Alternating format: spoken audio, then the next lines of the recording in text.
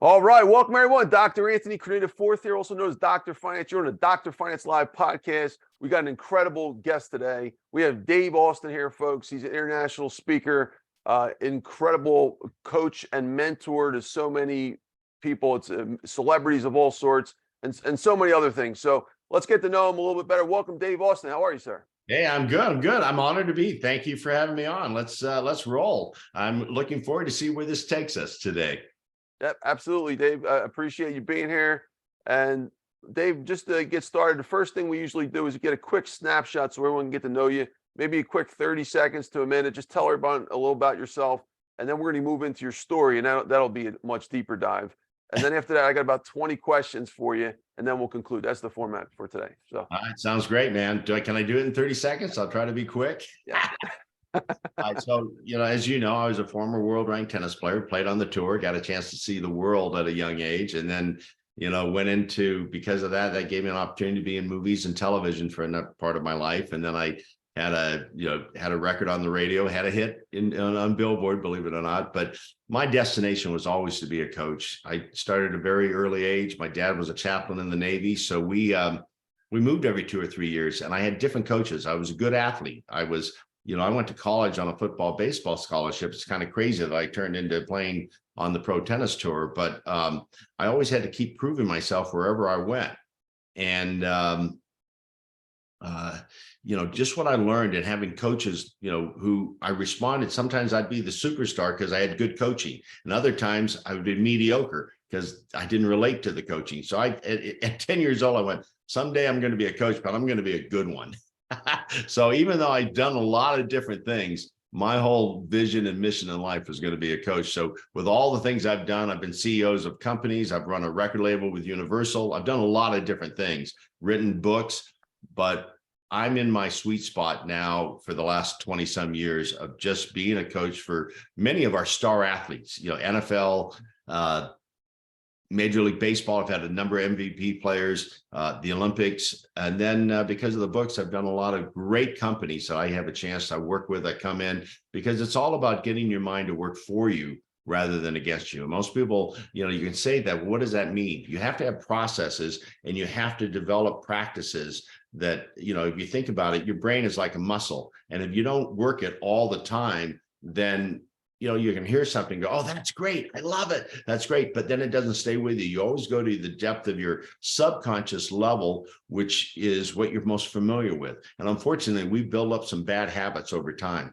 So my biggest thing is making you aware of it and then shifting into what I call winning habits, so that no matter what we face, whatever obstacle we face, there's always beautiful gifts that take place with a vision that's opened and able to see things that most people can't see. How's that? So that's beautiful. I get to speak all over the world too. That's really fun. I mentioned to you before we came on, I'm going to be speaking in Cairo to the business community there coming up. I've spoken in India. I've spoken in Uzbekistan, of all places. I've spoken at Harvard, spoken at the UN at the Global Summit. I love getting the opportunity to share what I'm very passionate about. Thank you, Dave. Appreciate you. Dave, we're going to get into your story now, but before we do that, just real quick on the speaking thing, what's your favorite topics that you like to speak about? Well, and how long are your speeches usually? I always incorporate, I wrote a book called Be a Beast. It was a bestseller. And that is really that we all have animal instincts in us, but we don't use them. Our brains get in the way. So we have these gifts that God's given us that we're not using. And so I love to be able to share how and use examples of animals, how they might not have the brain power we have, but they have the instincts that are instilled in them. And each animal has a certain instinct that we actually have in us. So I open themselves to see what's possible that's already in us. And I use the animals as an example. And what it does is they retain what I give. When you go to a seminar or whatever, you go there and, a week later, it gets down to about maybe you've retained 12% of what you heard that time. But by using the animal triggers, we've tested over and over again, and the retention level goes up to 92%. And that's important to me. I don't want to just motivate people. I want to give them tools in their toolbox that they can use daily. That's brilliant. That's brilliant. So you have you're very multifaceted. You have a lot of different things that you've accomplished in your life. Let's start back with your childhood. Where were you originally from? Yeah, where was I wasn't from. So my dad was a Navy chaplain, as I mentioned. And so what does that mean? That means every 2 or 3 years you move. So, I've lived in Southern California. I've lived in Rhode Island. I've lived in North Carolina. I've lived in Hawaii. I've lived in Northern California, North Carolina, Rhode Island, and Hawaii in my childhood, because that's the thing is that, I'm blessed. I had a great family. My dad was a powerful minister in the Navy, and he led the charge, in fact, at Iwo Jima without a weapon. The story goes that was a very bloody battle, Iwo Jima. And the first wave went in, the second wave went in, the third wave went in, trying to clear the beaches. One of the bloodiest battles ever. That first wave that went in, 50% of those, we lost those men. And finally, when they cleared the beaches, the admirals go, "Hey, where's Chaplain Austin? It's time to go to shore. We got to go to shore." And a sailor came up and said, "Sir, he was on the very first boat this morning."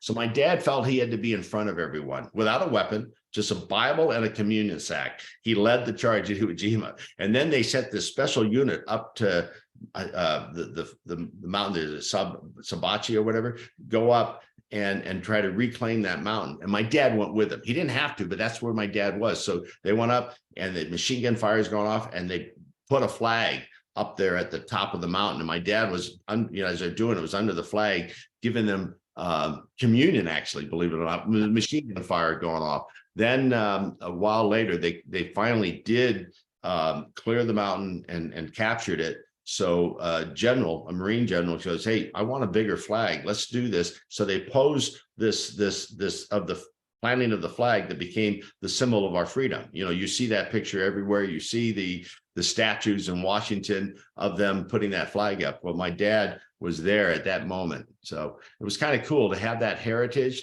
It always inspires me, because sometimes I'll be like, "I don't know if I can do this." And then I hear my dad saying, my dad's passed away about 22 years ago. He goes, "Dave, I took on machine gun fire for what I believe. Are you not willing to take the scorn of another man's word?" I hear that all the time. So I go, "Okay, wait a minute. I literally don't want to take on machine gun fire, but I literally go, if you could do that, I can do this." So that's where it really motivated to move me. So where did I grow up? I was everywhere. I mean, not everywhere, but all the places I just mentioned. And I feel blessed. There's part of that that's very challenging as a child, because you make friends, and as an athlete, you finally get your position. You're the guy, right? Now you got to move and you got to go try to be the guy all over again. That was challenging, but it was also rewarding, because you learn so much. I think part of what I am today is because of all the different experiences of living different places, then having to adjust and learn how to deal with this new place, new friends, new things. And that was very helpful. And when I played on the pro tennis tour, I got to play all over the world. So it gave me an opportunity to really see things that if I hadn't had those opportunities, I don't think I would have the awareness I have today. So what was it like just traveling around? You did that most of your first 10 years, or would you say you were all over the place? Or Well, I mean, as a child, I went to so many different schools. As I said, it was rewarding and challenging. The rewards were, I always got to come in, and because I was a good athlete, I got accepted pretty quickly in that wherever I came in. But it was always like you always had to prove yourself. And it was tough leaving friends. You make great friends and you got to leave. And then you got to go and make new friends. And so that from a childhood all the way through, that was, as I say, a gift and a challenge at the same time. But I'm grateful now. I look back and go, I wouldn't change a thing. That's beautiful. Yeah, that's kind of tricky to keep getting uprooted like that. How did you deal with it? Like, what was your strategies to? My strategy was, okay, you kind of, because I knew nothing else, right? I was born into this family. Especially as a kid too. It's really hard as a kid. An adult easier, but it happened all the time. As a young child, we were always doing that. So, it became just normal for us, but it was still challenging. But I think the gift that I had is, as I say, I use sports because I was good in football. I was good in baseball. I was just a good athlete, and I like to work hard. I love to dive in and kind of outwork everybody else. So coming into places, I learned early on that if I could come in and really stand out in sports, it was much easier than to make friends. That was my ticket, so to speak. Yeah, and it's funny you said that last sentence. It's like, if you pick a sport, let's just say football, right? It doesn't matter where you go, you'll find your tribe because they like football. So if you keep moving around, that fits your lifestyle because you'll always find someone that likes that sport. And then it's an easy in. All you got to do is just get to know them personally. But Right. you already know that you have a connection from the door, so you're welcome everywhere. Yeah, well, that's the thing, and it's like even in high school. I think it got harder in junior high and high school because as you get older, But I would because of, like I say, football generally starts before school starts, the practices. So I would come in and I'd get to know people already ahead of time before my first day of class because I was already out in the football field practicing. I was a new guy. And everyone's kind of checking you out. So what were your main sports? Football and baseball, I think, starting Football out? and baseball were my main sports. Tennis was my dad loved tennis, so I would play with him, but I didn't really, other than my sophomore year in high school. One year I just decided, okay, I'll play tennis to try it on the team, and so I did that. And it was fun. I enjoyed it, but football and baseball with the thing that I felt was where I would go on to play professionally. So we moved for my junior year. We moved to Piedmont, California, and my dad became the chaplain at Oakdale Naval Hospital, which is in Oakland next to Piedmont. And I just only played football and baseball my junior, and I played soccer too. I was a center forward for the soccer team back then. So I played football, then soccer, and then baseball. And then when I went to college, I played football and baseball, but then I was in a horrendous car accident between my freshman and sophomore year in college. And I was one of those things that I was lucky to be alive. It's a very tough situation I went through. But to rehabilitate myself, I started playing tennis to try to get movement again, because there was a part where maybe I'd never walk again. And I worked it, and then I transferred schools down to San Diego State. Crazy, I was a walk-on in tennis. I decided I liked tennis, and to think I could play D1 tennis was crazy. But at the time I had a belief, wasn't true, but I believed enough that I was a better athlete than these tennis players. So I was going to make it no matter what. That wasn't true, but I believed it so thoroughly I did. And I beat players I probably had no rhyme or reason to beat, but I believed I was better as an athlete, maybe not as good as a tennis player. I'd find ways to win. So I ended up then I was a walk-on, then I ended up earning a scholarship, playing for San Diego State, and then actually taking it to the next level and going on and playing on the tour and getting a world ranking. And the interesting thing is, I remember my first pro tournament, I'm out there going, these guys are phenomenal athletes. What was I thinking? It's like, I can't believe that anymore. Now, luckily, I developed my skill set, but it was really challenging for me not having that belief that, I'm better than any of these guys from an athlete standpoint. All I realized I wasn't. And that was hard. I remember the first few weeks on the pro tour, I lost every match. Wasn't a good start. Well, that warms you up for the greatness to come, though, right? You learn. If you've watched Moonshots, the docu series on my life, what did I say? How did you do it? I said, well, I was bad until I was good. That's awesome. So Dave, were you entrepreneurial at all? Like moving around a lot? Did you have businesses or paper boy or any of that stuff? I always had my own businesses, even in when did I start? Well, probably in sixth grade. I had a paper route, and I would deliver the papers. I know I did that before sixth grade. That was one thing I could do to earn money for myself. I always wanted to have some kind of thing going. And then when I got into high school, I started a gardening company where landscape gardening, where I would have my friends that I would hire because I'd get these homes that, and we'd have to come in and, do the lawn, do the weeding and all that. And so I had a whole full-on business going, even when I was playing the sports, it was just something I always wanted to have, that extra money. And then when I went to college, I even, my first 2 years, even when I was playing football and baseball, I did have even though I had a scholarship, I did something that I could fit into my schedule. I was a stocker at one of the department stores. So I could go in at night, do the stocking, so I could still have my practices, still do my studying. I know that sounds crazy, but that's just how I was. And then when I went to San Diego State, became on the tennis team, and I'm not sure this is legal, but I did it. Now I look back and go, forgive me, because maybe it wasn't. I started teaching tennis on the side. And what I could charge, if you think about it, way back then, because I'm older, I think I charged like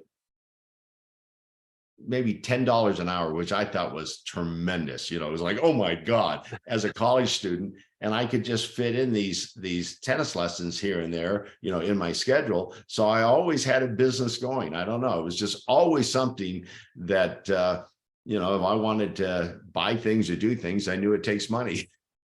You're a natural born entrepreneur. I mean, you've and I think probably moving around, I'm sure you would agree, it helped figure out how people think and that incorporated into your business mind as well, right? Yeah.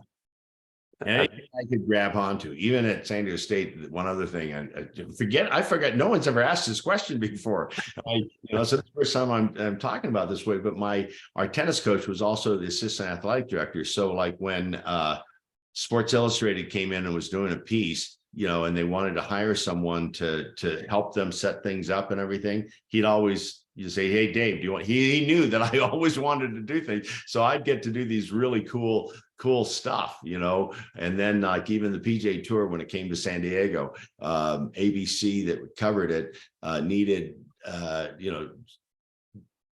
an opportunity for me to work up in the booth. I mean, all these great opportunities, but he always knew that I was the guy to call going, hey, we got this opportunity. Do you want to do it? I'm going, yeah, I'm all over it. I'm there, so I had a lot of chance to be involved in a lot of different things because of that. So Dave, just to step back for a second, you're multi-talented. You had the football, the baseball, and the tennis. Which one? Like, can you give us a little scope chronologically of those activities? Like, how long did you hold down to do the football and the baseball thing, and then the tennis thing? Well, all right. So I'll start with football. I'd gotten the starting position at my college at quarterback, and then I was in the car accident. I had to redshirt my freshman year, so it was in between my freshman and sophomore year. So I never actually played college football, even though I had, I'd already set up that I was the starting quarterback. So I never had a chance to fulfill that. You had a scholarship for football. And then I had one for baseball, and I played baseball my sophomore year. I thought I was going to go on and play, professionally. That's where I thought it was going to be professional baseball. But the car accident had effect on me. You remember I said I'm a workaholic? I wasn't able to practice before because I had all this recovery time that I had to go through, rehabilitation, all kinds of stuff. So when I started baseball my sophomore year, I didn't have all the practice. It was like cold turkey. I started at shortstop. I was our shortstop, but it wasn't the magical season that I thought, I always had.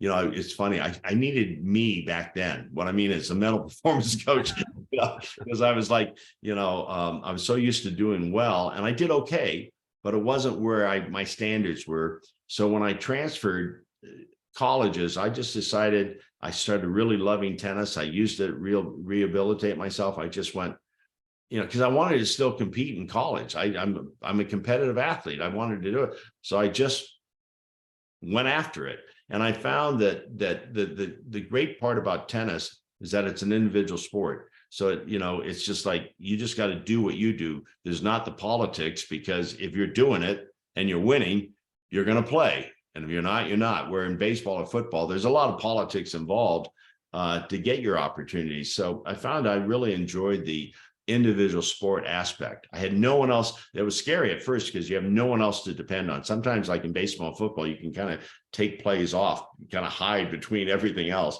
There is no point you can take off when you're out there by yourself. So it was a great challenge for me and learning how to take on those challenges. So, and to this day, I still play tennis, and it's fun for me to be able to use something that I became very good at, a world, rank. Even at 50, I became the #1 player in Southern California in the 40 years old. I just went 10 years. I wanted that, made it more challenging. I guess I'm crazy that way. I always want a little bit more of a challenge, but I became #1, and that was very satisfying to know that I could still do that. Wow. So you're basically after where you stopped with football and baseball, the tennis picked up from, and then that's where you really became a lot more excellent than you ever thought you would be.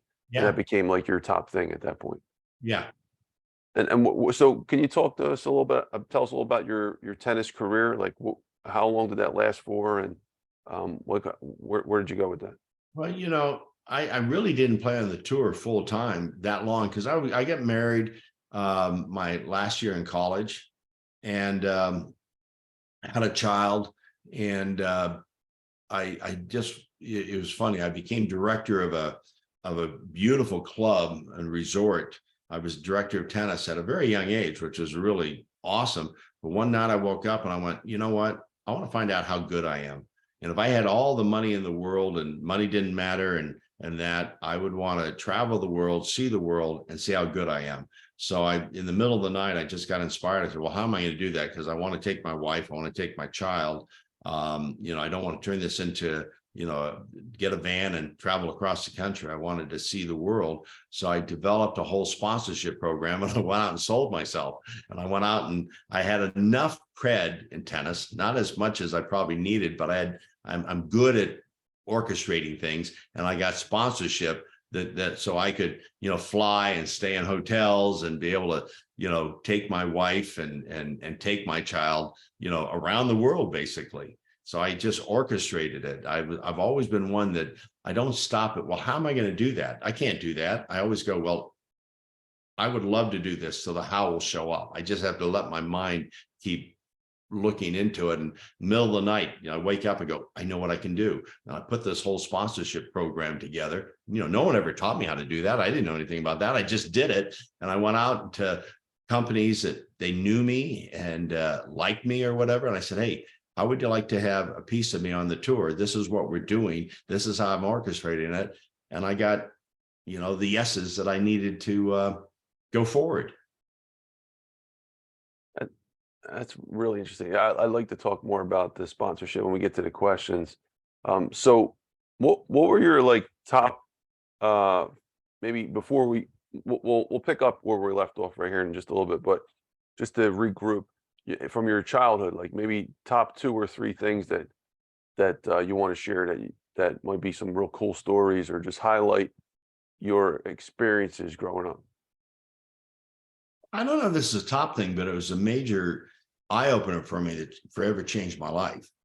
So we were living in Southern California. We moved to North Carolina, and now I'm out there, football, and a new coach, a different kind of coach. He's a sergeant, and he had a philosophy of being very negative. The coach out in California was always very positive, and so I would run for touchdown after touchdown. And one of the first few practices, he goes, Austin, you're slow as molasses. You're slow as molasses. And as a kid, I'm going, oh, I was fast in California. What happened to me here? And I started running the football, looking behind me, who was going to catch me. That's a concept I never thought of before. I'm thinking, oh my God. And I even put on weight. I just looked at myself differently. I became very mediocre because I believed whatever he said. Mm-hmm. So until we moved to Hawaii, was the next destination. Out on the football field, luckily I overheard these coaches saying, hey, that Austin, that new kid, he's kind of quick. I went, thank you, God. I don't know why I'm quick again, and I shed all my weight and I started, running for touchdowns again. So it became fascinating to me at an early age. Like, wow, I had this thought that I'm letting the outside world tell me who I am rather than telling the world who I am. So it was just one of those things. And that's what got me very, very fascinated and interested into, okay, if I'm going to be a coach and be the best coach, what do I need to do? So that's where I started my study. I mean, I ended up getting a degree in psychology and a degree in physical education in college. I did a double major because sports psychology wasn't really a thing back then. So I wanted to be as prepared as possible to be the best coach. And then, tennis took a huge boom my last year in college. And it was just like this door opened up for me. So instead of being a coach right away, well, I actually did coach tennis for a while and then decided to go on the tour. But I would say in childhood, that's the one that really stands out for me. The other thing that stands out is another sport I came passionate about that I love. I forgot to mention, when we moved to Hawaii, I got really into surfing. And at 15 years old, I surfed in the Makaha International Championships, that was on the ABC Wild World Sports. Back then it was the World Championship. And so at 15, I had a chance to do that. And so each day, they have all these bleachers, they have all the ABC cameras and everything. It's a big deal. But the day that my heat is going to go out, the waves had come up and were so big, they were like, it actually had destroyed some of the bleachers. It just rose, and it was the biggest surf I'd ever seen, I've seen, but that I was ever going to surf. And I'm thinking, oh man, I don't know if I can do this. I don't know if I can do this. And then the announcer goes, no, heat's up there, and he names all of us. There's 6 of us going out there, and I'm like going, oh God, peer pressure. I got to do this. I was scared out of my bejesus. And they had a shore break, and the shore break, usually kids are playing in it, but they had all roped off. It was like 12 feet high, the shore break. We had to get through that to get out to the 20-foot waves. It was like, oh my God. And so the 6s were there, you wait and you have to time it just right. And one guy just takes off ahead of all of us. And we go, what's he doing? I don't think it's the right timing. We watched him go up and then come back. Boom. Now there's only 5 of us. He's out. And then we go out there and that was a thrilling experience. I will tell you that. Scary, but it's one of those things that I feel blessed that I actually got to do. And surfing really for all my whole life I'm being very, very passionate about it. Now I live in Utah, so I do a lot of snow skiing. I started that at about 18, and I love snow skiing. So there's some other sports that I didn't mention, but those are my passion sports. Can you surf on Salt Lake? You know what? That would be pretty cool though, man. But there is a lake out here that a friend of ours has. Now they have these boats that create waves. I have gone here locally to a lake and surfed on these boats. Are really amazing now that they make a regular wave, and I'm going, oh good, I can still surf. That's awesome. I haven't done it on the Salt Lake. I haven't done it there. Well, thank you, Dave. By the way, do you want to tell us a little more about the accident you have and how that changed your life? I mean, anything you want to share. Yeah, no, it was a pivotal moment. It was very hard for me to ever talk about it. I'm much freer about it now because it was a total game changer in my life. It was summer between my freshman and sophomore year in college, and I went home up to Piedmont, which is right next to Berkeley, and I had one of my best friends was going to Berkeley, to University of California, and went in to meet him at a bar, and he had some friends there, and we were at the bar, and I only had like a beer or so, but I didn't know they had been there longer. They had drank a little bit too much, and I wasn't really aware of that. And one of his friends who I just met said, hey, let's go up to some other place. And I didn't really want to, but I hate to say that the peer pressure, I went, yeah, okay. This guy had a 442 Oldsmobile convertible. I'm in the back seat, and the seatbelt didn't work. So I was literally just holding on to one of them. I mean, that's crazy, but that's what I did. And I didn't realize he was a madman. He's driving so fast. And we went up, it's called Fish Ranch Road above the Claremont Hotel. And it's a windy road with a cliff. And he's just going so fast. I'm like, I don't like this. And so we get, we almost have accidents all the way up. And then we get up to the top, and he turns around. And I said, hey guys, can you let me out of the car? I mean, I didn't know how I was going to get home, but I was not comfortable with it. But they all laughed at me. And we came around one turn, and he lost total control. We were out, and we had a car with headlights right in front of us, and we're going to have a head on, going very fast. And he swerved, and we went up a bank, and it flipped, and the car flipped upside down and was flying in the air. And I couldn't hold on to that seatbelt. I came out of the car, and I'm flying like Superman. but I don't have a cape.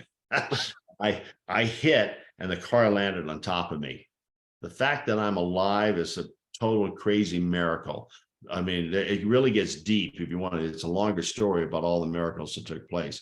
But now I'm laying there halfway out of the car, and the car is laying all the weight of the car on my legs, and I'm bleeding bad. And I had, I'll say it, an out-of-body experience where I came out, I looked down at my body, and it looked like, man, we're only here for such a short time in the eternity of life. It just took on a whole different thing. My body was just like a body. It was like, yeah, it's here, but nature took on more significance to me. It's like it was alive and been here. And said, it was like I'm having this conversation. Yeah, we've been here. We've seen this before. And I'm like, and then I had this experience of, I wouldn't call it that I saw something, but it was, you call it a white light. And it was like, I said, look, I'm not ready to leave. If you put me back in my body, I promise I will. There's all these things I want to accomplish in life. And I basically pleaded that I wanted to go back, and all of a sudden I'm back in my body. And oh my gosh, the pain was so great. I remember thinking like, wait a minute, I thought in these situations, you don't have pain because you're in shock. Why am I having all this pain? And when they unfortunately, they couldn't get the car off of me. It dropped 5 times. It was finally the 6th time that they got off. Each time it dropped, you can imagine thousands of pounds landing on your legs. So that's where it looked like I would never walk again. The ambulance took me to a hospital, and they saw that I was bleeding internally. My hips were broken. My legs are crushed, broken all over. And so they decided to transfer me, because my dad was in the military, Oakville Naval Hospital, where my dad was a chaplain. That's where all the guys were being flown in from Vietnam daily that had limbs blown off and all that. And they had special, so because of that, they ambulance took me to the Naval Hospital there. And on the way, they're telling them about all this, how bad I am. But in the ambulance, I just had this conversation with God, basically, of what I had. I said, look, I know that I said I'd come back in, but I need my legs to do what I want to accomplish. I'm going to need my legs. I know this sounds kind of crazy. I don't talk about it a lot, but I got to the hospital, and there were this whole team out there. They knew trauma was coming, and and I'm there going, I'm healed. And they're all like taking me in there, and they're taking x-rays, and they're calling the hospital going, we can't find any broken bones. And I'm just smiling. And they're like, what is going on? I was still in a lot of pain, but I knew that I was healed. And so they didn't know what to do, because my leg was all, it was probably about, my left leg especially was about 3 times the size of a regular leg. It was just so much. And so they couldn't find broken bones. They kept calling, going, and they thinking, do we have the right guy? And I'm just sitting there. I was laughing. I know that sounds crazy, but that's a miracle that's really hard for me to talk about, because people will say that can't be real, but it was real. And so I remember it before they decided that they had to take all the glass out of my legs, and they said, do you want to numb you? And I said, no, I don't want any numbing, because I was afraid that if I got numbed, for some reason, I thought I would not come back. And so now they start going in, and they had the whole teams working on my legs, taking glass out of my legs. And all of a sudden it's like really hurting. And they go, suture. I'm going, wait, they're going to suture me up? Wait a minute. I said, what? Could you give me some local, they had me, I was biting literally, you've seen these in movies, they gave me something to bite on, and it was, yeah. And that changed my life forever, because they were going to keep me in the hospital. I said, no, there's no reason to keep me in the hospital. And I said, well, I couldn't walk because my legs were really beat up, but I didn't have the broken bones. So my parents at the time had a station wagon, and they were able to, and since my dad worked at the hospital, they let me go home. For some reason, I just needed to go home. So every day I would come back, and it wasn't until 6 weeks later, they decided they had to operate and have surgery on my leg. And that's what slowed me down from my football season, my sophomore year in college. And that's why I couldn't play. And that's where my career in football ended. Baseball, it wasn't, that's in the spring, but I was only getting back to walking, and I was playing tennis to kind of help. And I finally was back, but I didn't have all the time that I like to spend going into a season. So yeah, that was a game changer. And to this day, it's always been a game changer, because I have this personal relationship with God now that I never had, even though I came up in my dad being a minister and all that, but there's a whole different level of a relationship that developed that night. How long did it take you to heal, Dave? 6 months, which I Wow. didn't even know that could be possible. Yeah, it's crazy. You had a car on top of your legs. Yeah. Were you a religious person before that? Well, am I religious? I feel like religion is an interesting word. I would say I'm more spiritual. I believe in God. I believe in my relationship with Jesus, but I feel sometimes religion tries to restrict it. You believe the way I believe, and we're the only ones that have it right. I have issues with that. We're the only ones that have it right. I find that all faith at the core is the same. It's when we make it ours that we need to do this and we need to fear people that they got to go into this. The relationship with God is a loving relationship, a joy relationship. So I guess I would say I'm very spiritual, but I wouldn't say I'm religious because I think in terms, and maybe this is right or not, Dogmatic, yeah. is that I'm not just going to some place because, I got to live the commandments, or else I'll be burning in hell. I don't call them commandments. I call them commitments. That if we live that way, it's just a better way to live. It's a map to how to live a more joyous life. You don't have to do it because God's going to burn you in hell. That's not what I'm about. I do it because, it's a better way to live. Thank you, Dave. I appreciate you sharing this story with us. And feel free if you want to tell more about it. This is totally your interview. So anything you want to add to that? That's a really cool story. I mean, I just can't imagine having that happening. That's like, you're right. Like how do you explain that? How do you explain that one broken bone? That's almost impossible. So just so you know, which I guess I'll add to this. So I was 19 at the time, right?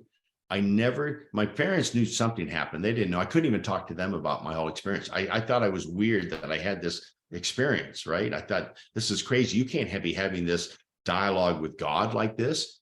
For some reason, I thought that was, so I never told a soul about my out-of-body experience or anything for 19 years later. 19 years later, I was, Kathy and I had gone to Hawaii for a vacation, came back, and my mom wanted me to go to this church retreat up in Arrowhead, and went up there, and we separated into groups, and we're in this small group around a fire, and the minister goes, he happened to be in our group. He goes, how many of you have heard of an out-of-body experience? And I went, oh shit, I'm leaving. I didn't even want to face it. I started hearing those terms, but I didn't want to even believe that there's any real possibility that's real, because I thought this conversation I constantly have with God there was something in me that was kind of whacked out, like, and so then I couldn't run. I couldn't go anywhere. I'm like, okay. And then he started talking about an out-of-body experience, and it was identical in that particular case to my experience. I went, oh my God, there's some truth in this. It was like, oh my goodness. So I shared with the group, my wife, first one to ever hear about all that, and even the ambulance trip. Now, my parents didn't know what the frick took place, but we never really talked about it. It was one of those things that I just didn't even want to go there. For some reason, I just thought that people would look at me and think I'm weird because of it. But it happened, and it was real. So I've come to know, and that really helped me that night, 19 years later, to share it and to hear that that's something that other people have experienced. That was very healing for me. And then years later, and you might know that, I have 4 boys, wonderful boys, but my youngest, when he went into a coma about 6 or 7 weeks before, he just shut down on life. And we had to do an emergency C-section to save Kathy's life, because Kathy's life was in danger. Whatever was going on, they had no chance of survival for Daniel. They took him out. He was deep purple, very little small, all deformed. And they were trying to, had all these doctors out trying to revive him, but they couldn't get in. He couldn't get him to breathe or anything. They gave up basically. And Kathy, I was there making sure she was okay. She just go save Daniel. So I went, and I was like, oh man, this is, earlier when I talked about what are you willing to face? I started to go over and I thought, what are these doctors going to think? And then I heard my dad's voice. I took on machine gun fire for what I believe. What are you willing to do? And I went over and put my hand on Daniel's leg and I said, Daniel, feel my love, feel God's healing grace, because I knew it was possible. And all of a sudden he came to life. And Daniel now is 24 years old. He'll turn 25 in June. And he's the biggest blessing. And miracle after miracle, I could spend another hour talking about all the miracles of Daniel. But I think because I knew there was possibility of the healing power of God's touch, that's how I knew that if I could be healed, Daniel could come to life. And Daniel, I wrote my first best-selling book because of it. And it was funny, it's called The Unfinished Cross, Listen to the Voice Within. And it's funny, but it became a very popular book, but I also took a lot of arrows in the back on that one, because when you talk about faith, everyone has their own way, and a lot of basic Christian faith kind of like, you can't be talking to God like this. That's not possible. And again, isn't that what you believe? But no, because I put it in a book and it had never been done before, it got a lot of, it was challenging for me. But New Thought churches, Jewish churches, our synagogues, LDS, even Mormons, I didn't know what they stood for at that time. All were writing going, this is the most amazing book. So I'm like, okay, one part I'm changing lives, the other part's going, eh. So that was an interesting experience. But 5 years after the book came out, a Hollywood producer reached out to me and said, hey, I'm so moved by this book. Can we do a TV special on Daniel? And I said, and it happened to be, when she reached out by email, it happened to be his 5th birthday. And I thought that was a sign. I said, yeah, let's do it. Let's do it. So when they were filming it was really funny, because the whole time we were going through all the healing stuff, because Daniel now is a good looking, great kid, not deformed. He was in special ed, but special ed has special gifts. I mean, he's amazing. He's a superstar in Special Olympics. It's really fun. He's living and really it's fun to see what he's able to accomplish. But let's see, what was the point I was making is that, shoot, I lost my thought for a second. What was the thing I said just before that? Yeah, I hate when that happens. Yeah, we were talking about your son and basically, yeah. I think basically that I knew that this could be real, because it happened to me. I knew that if it could happen for me, if I really tapped into that relationship I have with God, we could have a miracle take place. So anyway, oh, that's right. So 5 years later, they come in to film this special. And one of the things that doctors are always saying is like, you're in denial. They kept telling Kathy and I, we're in denial. We're not in denial. This is what we're focused on. Kathy says that's really where I started my coaching career, was coaching the nurses how to not listen to the doctors. We were going to create miracle after miracle. And we did. And in fact, one of the nurses, when we took Daniel out, she goes, in my 27 years in intensive care, I've never witnessed anything like this in my life. I said, well, it's because of you guys and your belief and allowing me to work with you that Daniel's alive today. So I so appreciate it. And so it was really fascinating when they're filming this 5 years later. We're listening to the doctor. What was the name of the film? It was called The Evidence. Meaning is, does God still create miracles today? Was Jesus making these things 2,000 years ago, and those miracles, just only happened then? So that was kind of the premise of the show, showing that this 2-life miracle that took place, now. And but as we're listening to the doctors, Kathy and I look at each other and we go, we were in denial. We're in total denial. Thank God, I guess. Dave, just want to step back for a moment with the car accident. So you the outer body experience, you came back, right? But before you came back, you said, just give me a chance. And so I don't know if you know much about me, but I write about finance books. I was a finance professor. But something weird about my life, survival kept being the theme that ran through my books. And at the end, I had to stop and say, you know what, I'm dedicating this part of my life to figuring it out. So I wrote a giant book, 500 plus pages, and I married survival, finance, economics, and biology, and many other things together. But the first part, I did it one of the biggest overviews of survivalism that was ever out there.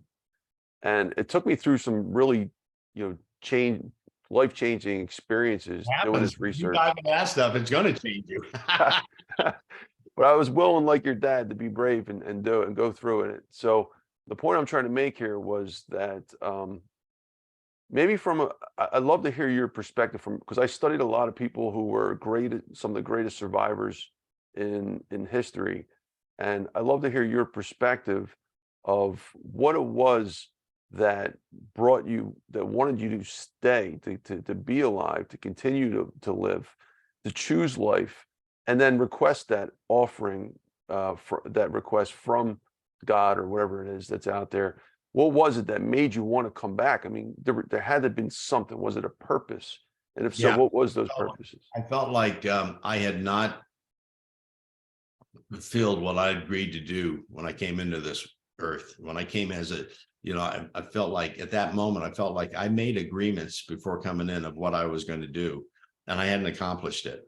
And it's basically doing what I'm doing now in my life. I'm fully living it. I took a lot of curves to get here, but I always knew I'd be here. I went out and played professional tennis. Then after tennis, that gave me opportunities to be in motion pictures and television shows and TV commercials. And I did that. Then I had a hit on the radio. I did that. And then I became at one point, I was CEO of a record label with Universal. I, did real estate development. I did a lot of different things, as part of my history.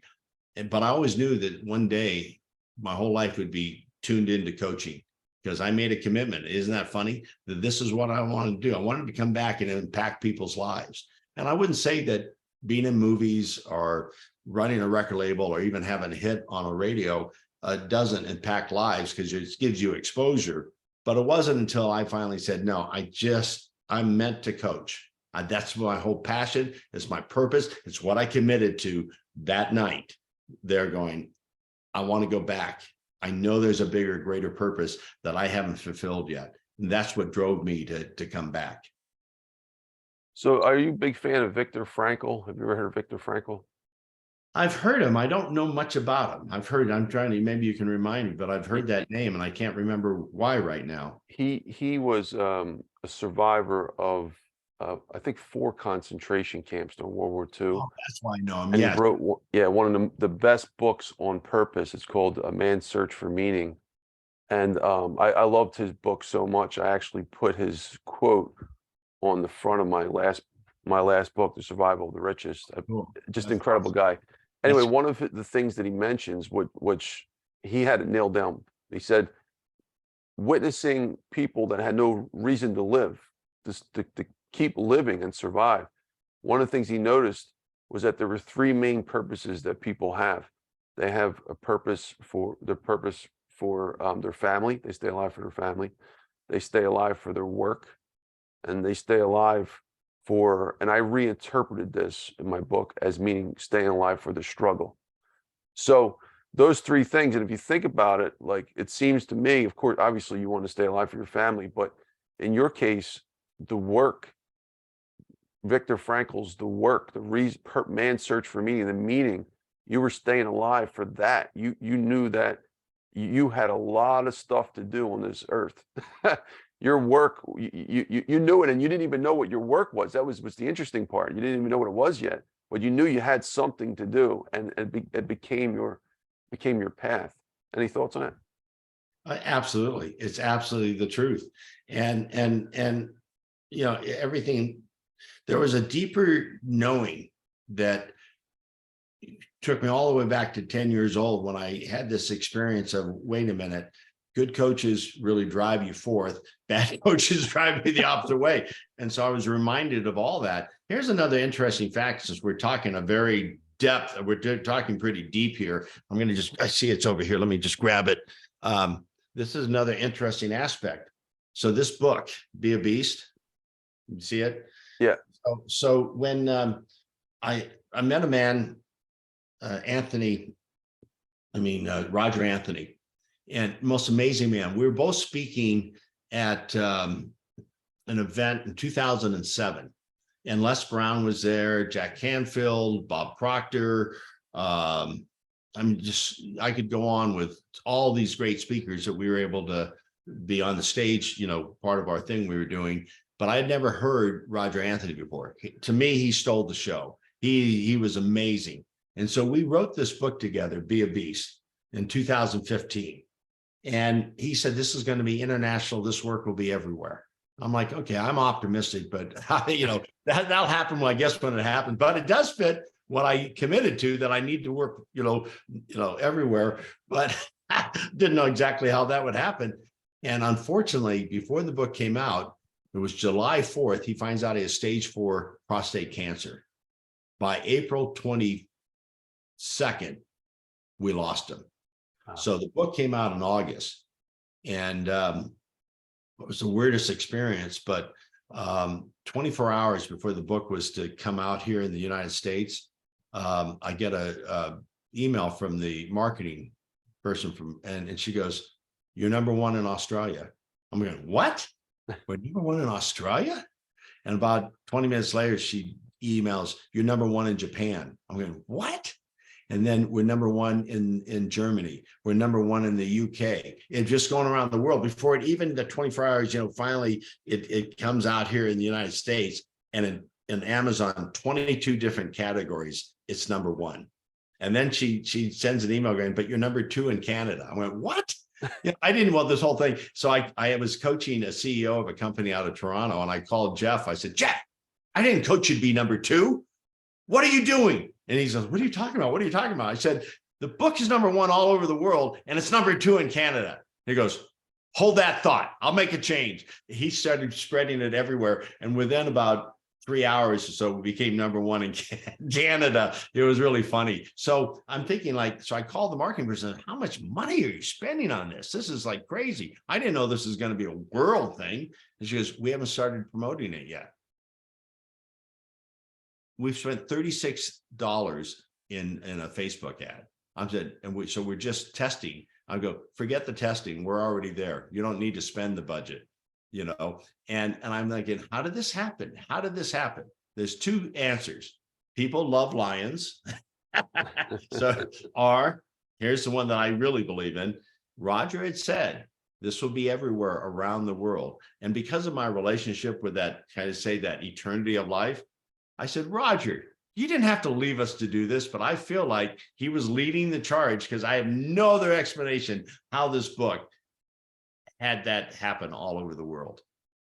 Well, I got to chime in here, because I do know how to make a book a #1 international bestseller.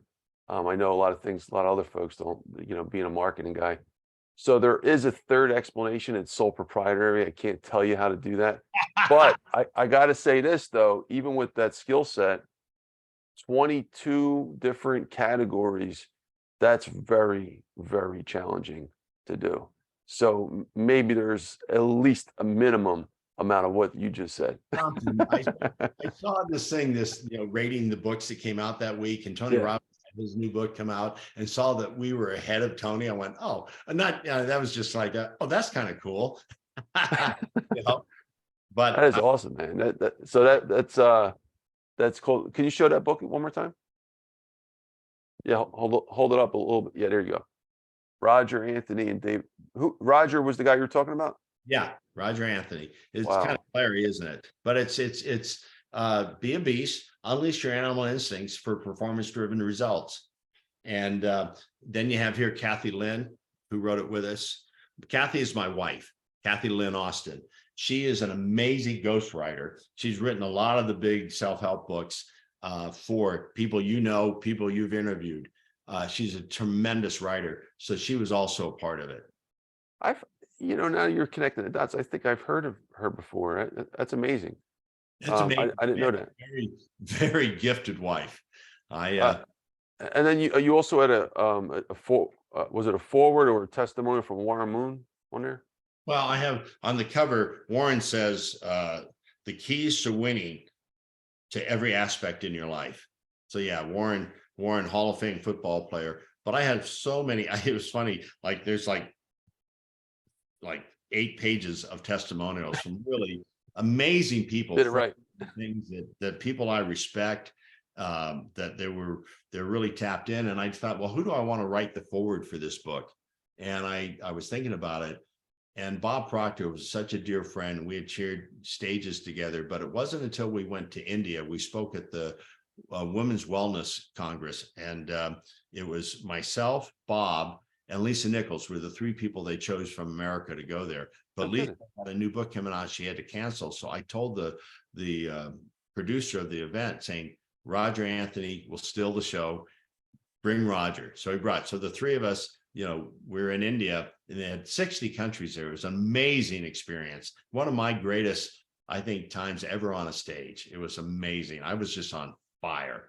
And so we became really good friends because we were all staying at the same hotel, and we had breakfast every day and had such deep, great discussions that when I came time to who I wanted to have the forward, Bob was perfect because now he knew Roger. A lot of people didn't know Roger. Roger was amazing, but he knew Roger. He knew he was amazing. So Bob wrote the forward.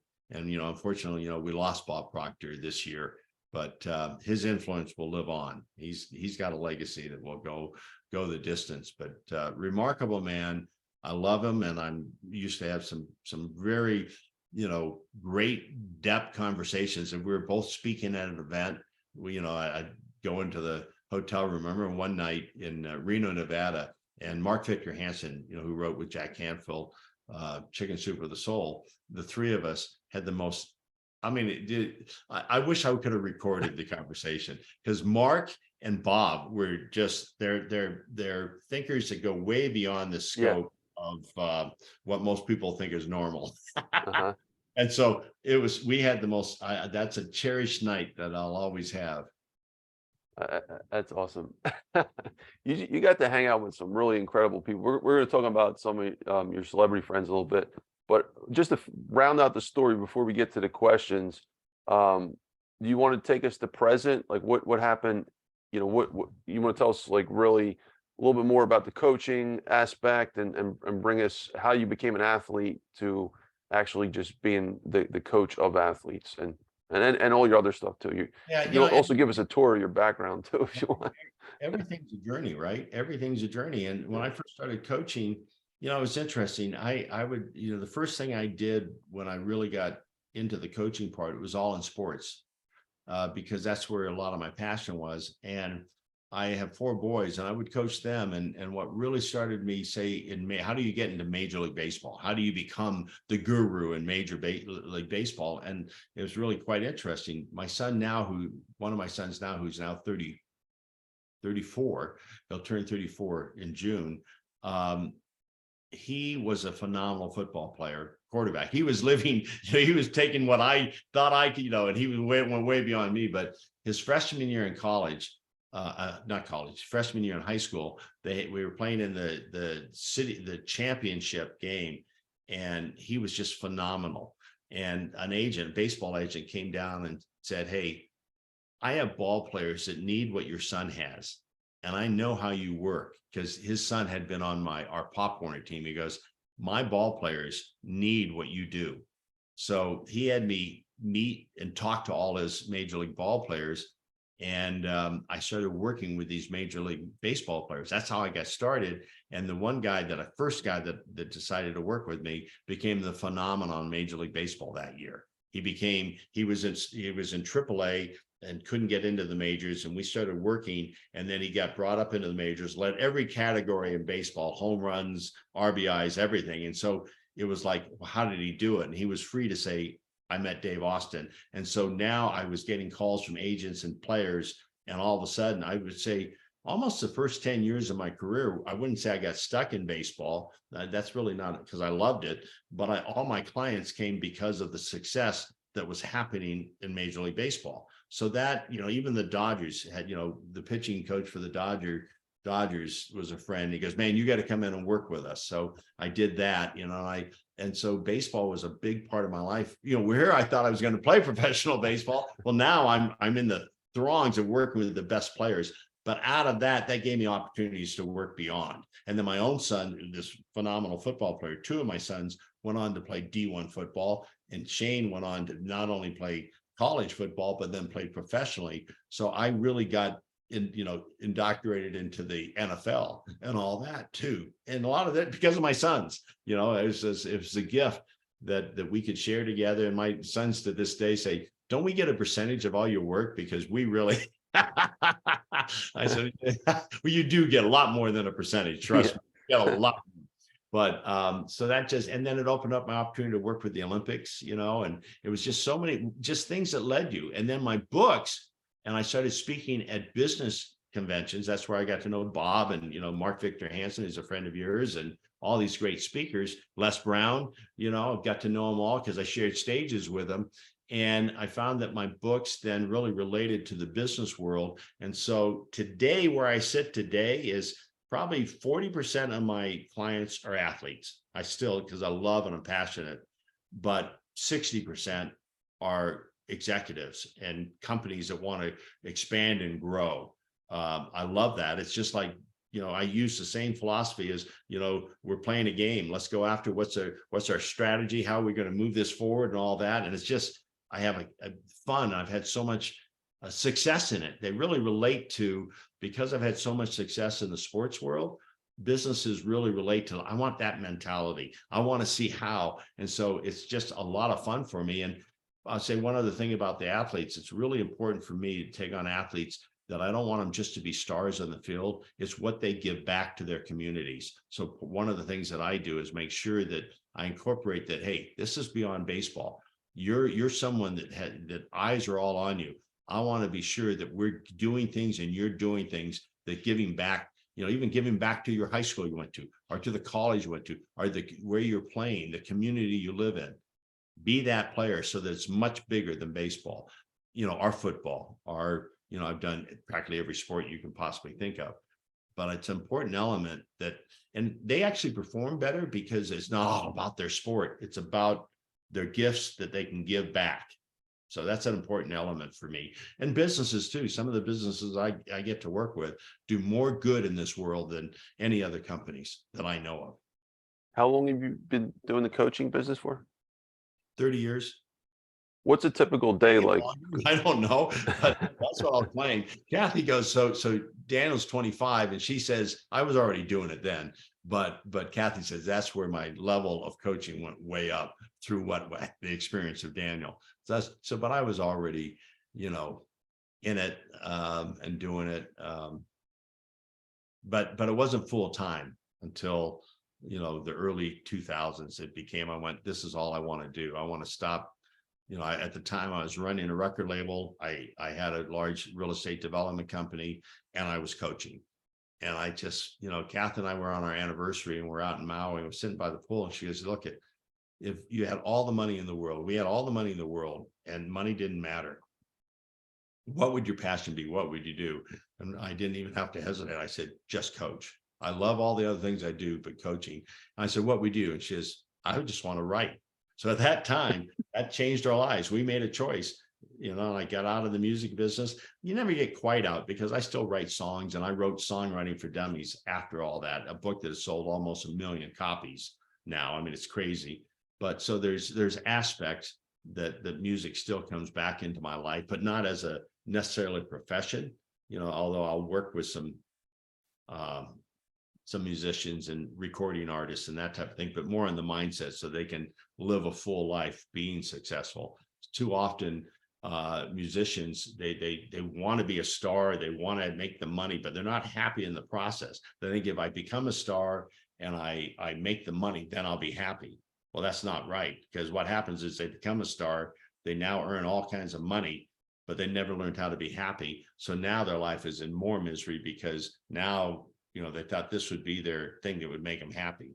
If you can't be happy with nothing, you can't be happy with everything. You got to learn that right now at this moment, wherever I'm at, I have to be, for me, it's about being grateful and about being appreciative of where I am, even though there's more things coming. I've got a television, the docuseries that were made on my life is now Hollywood is turning into a TV series. That's going to be a big moment in my life, but I can't go, oh, once that happens, I'm just enjoying the process. And it's thrilling to see that this is taking life. Will it ever make the air? I think so, but who knows? Hollywood's an interesting dynamic. So, it's another part of my fulfillment. Did you always, were you always into personal development, like the whole lineage of it, learning about maybe Bob Proctor or Napoleon Hill. Did you know about them early on, or was it only when you started speaking on stages that you found out about this this group? I started learning from those that I was sharing stages with. That's where I really, although before that, what really turned the corner for Kathy and I was, God, what was it called? It was a very, very popular visionary fiction book. We read that together, and it really changed our whole outlook on what could be. Very, very popular book. There was a series of them. It'll come to you. Do a what do you call it? A rasp, or RASP or something like that. Breathe. Oh, breathe. Oh, RESPA, you're talking about. RESPA. So take a breath. First, relax. Now evaluate. Now you got the emotions out of the way, because now you see what it is. Then S is strategize. P is patience, and then A, you can act full on committed. So yeah, that's crocodile, and there's a whole story behind that, as you know. All right. Well, prophecy. There you go. You did the RASPA. You did the RESPA. RESPA. You know, when you said it, thank you.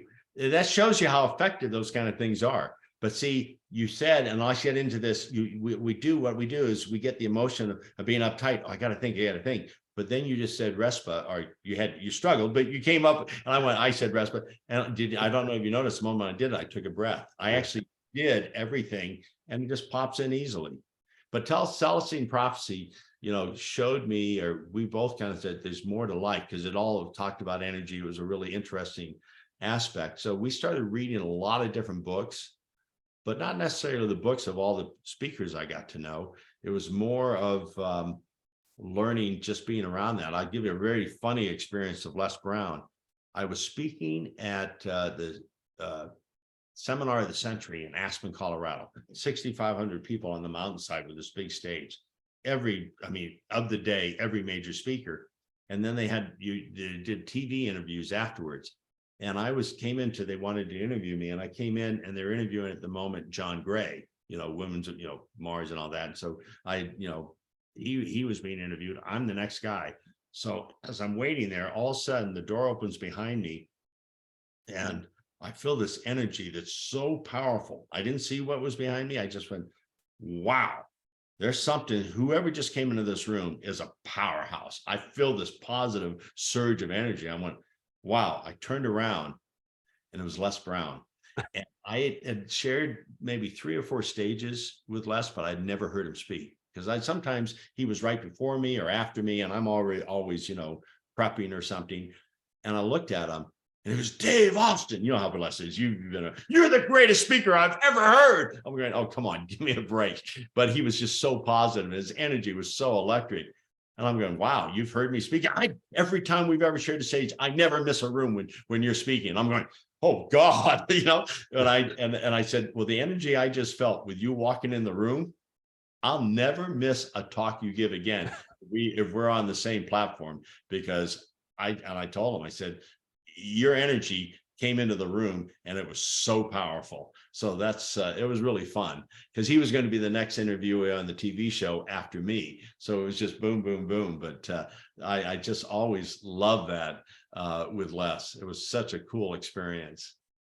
Yeah, Les is great. We had him here probably, I don't know, I'd say about a year ago or so. It was an incredible interview, over 2 hours. You just gotta be hungry.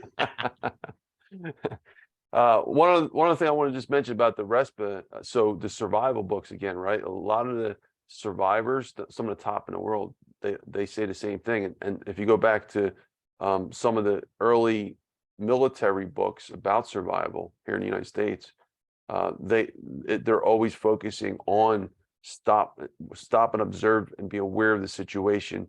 Take a deep breath before you do anything. It's the same thing, basically, in a different way that they're saying. And this is for soldiers and military folks, right? Like, assess the situation. If you're stuck, if you're lost, whatever it is, whatever the struggle is, figure out first by taking a deep breath and relaxing. Because if you're not calm, you can't solve this problem, whatever this problem is, right? So it's funny I see that you talk about that as a mental coach. It ties right into everything. It's crucial because what happens is when you get uptight and pressure, your emotions then take over. So you're blinded by what's in front of you.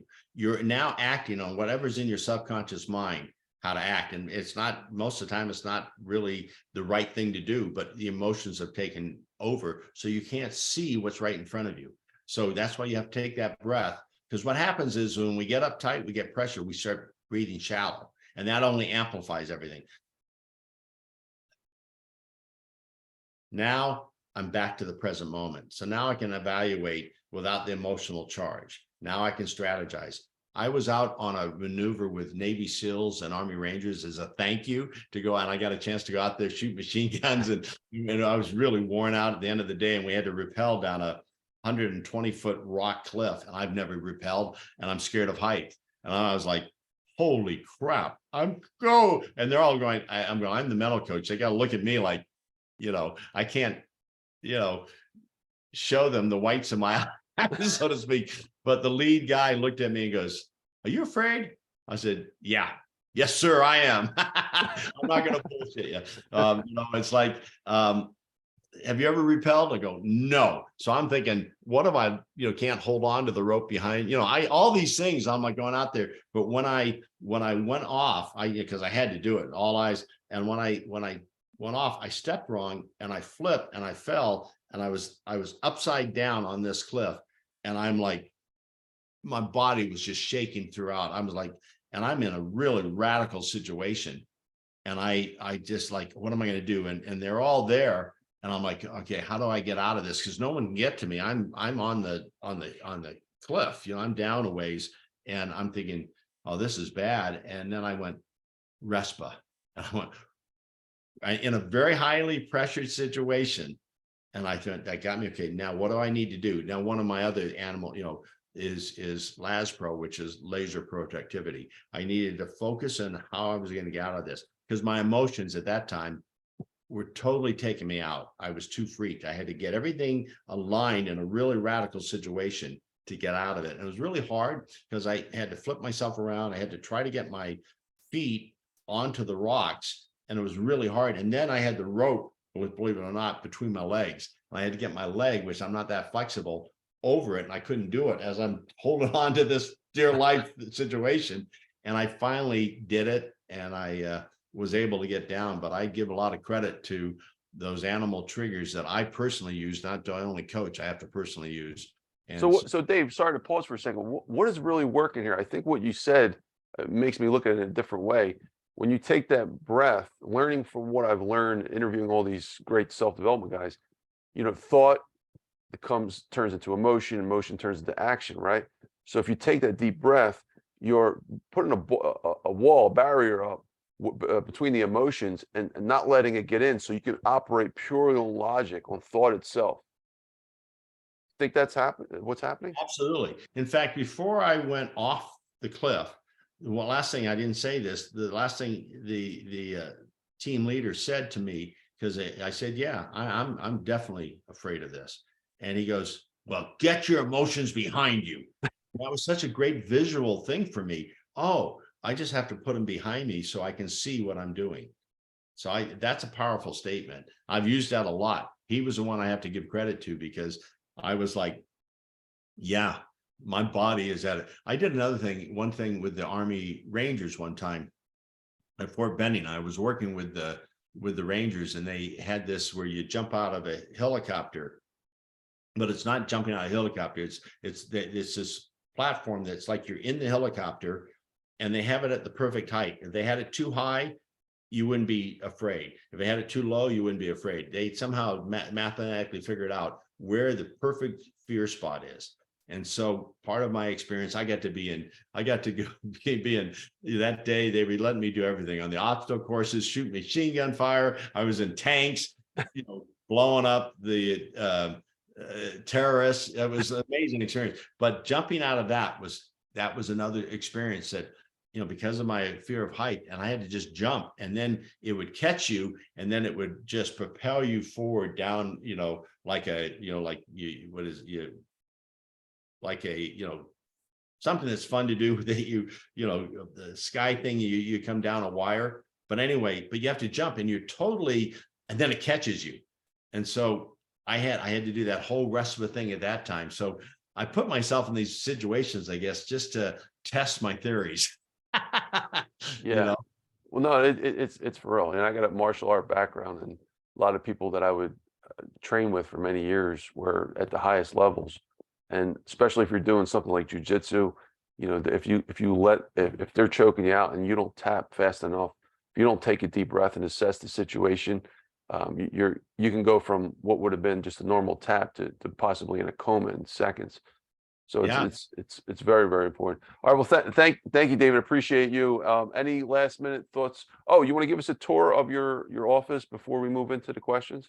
I don't think Well, we talked about your Grammy Award either, right? all right. So yeah, I was very fortunate to receive the Presidential Merit Award from the Grammys. That's because I was the first one with my good buddy Phil Ehart, who was in the rock group Kansas. Kansas at the time was so popular. He was so into tennis. And we had a buddy of ours who was a top 20 tennis player come down with cancer. And he was, on deathbed, so to speak. He lived, fortunately. But anyway, we said we had to do something. We have to do something. And so we decided we're the first ones to ever bring musicians and tennis players, stars together. It was called the Music Tennis Festival. I remember at the time, all the record industry had said, well, you'll never get a musician to donate their time for any cause, because it just didn't happen back then. And so we were the first one in 1981 to put on the Music Tennis Festival. We had every major act show up. It changed the music world. Even Queen showed up, which is, we didn't even invite Queen, but they heard the happening. We had all these, and I emceed the show, and it was such an amazing thing. So we kept doing it year after year. And then Live Aid kind of saw all these things that they said it can be done. So all the stuff, Hands Across America, even, the We Are the World video that you saw, a beautiful thing that was done. The guy who produced all that picked my brain to say, how can we get all these musicians to come together for a cause? Well, once we created that they were willing to do it and they loved doing it, changed the music world. So finally, then after doing about 6 of these over the years, the Grammys came to me and said, hey, the CEO of NARIS, which is the National Recording Academy, which puts on the Grammys, said, we want to start a Grammy Foundation. Will you start it for us? Will you put on a concert? I said, well, you guys can know how to put on a concert. The Grammys is a pretty big thing. And he said, yeah, but we don't know how you do it, because you do it, you don't pay anybody. How do you do that? Because they were all friends. These were all developed into close friends, whether they're star tennis players or major rock stars. They had become personal friends, and Phil and I would use that, and they would come, and it was always such a great thing. So we started the Grammy Foundation, which nowadays, you hear about it every year at the Grammys. They're doing amazing things. They're probably $1 billion strong, but we started it. And so I was given the Presidential Merit Award for the Grammys for that. So I'm very honored. I'm very, but here's a funny thing. Here's another good teaching point. When I received it, I thought that's cool. But you know what?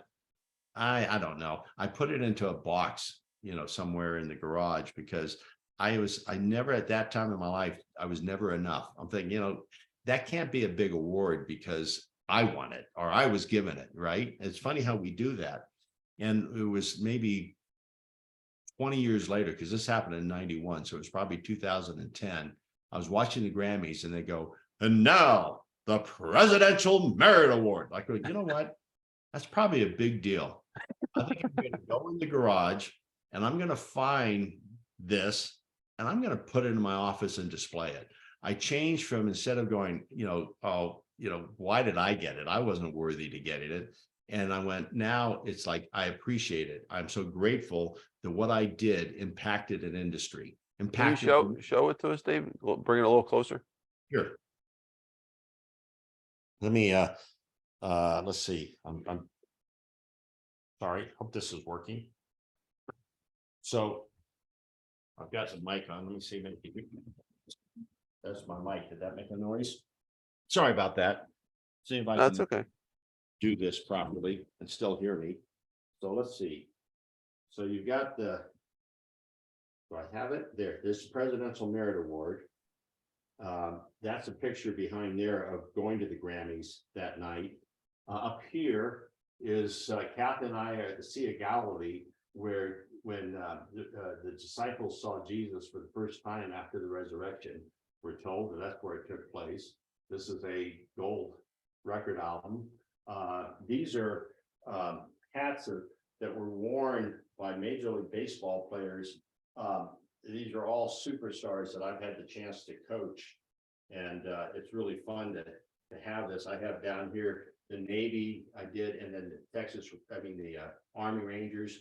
So it's a variety. Over here is my football stuff of all the players, and my son played in the Sugar Bowl against Georgia.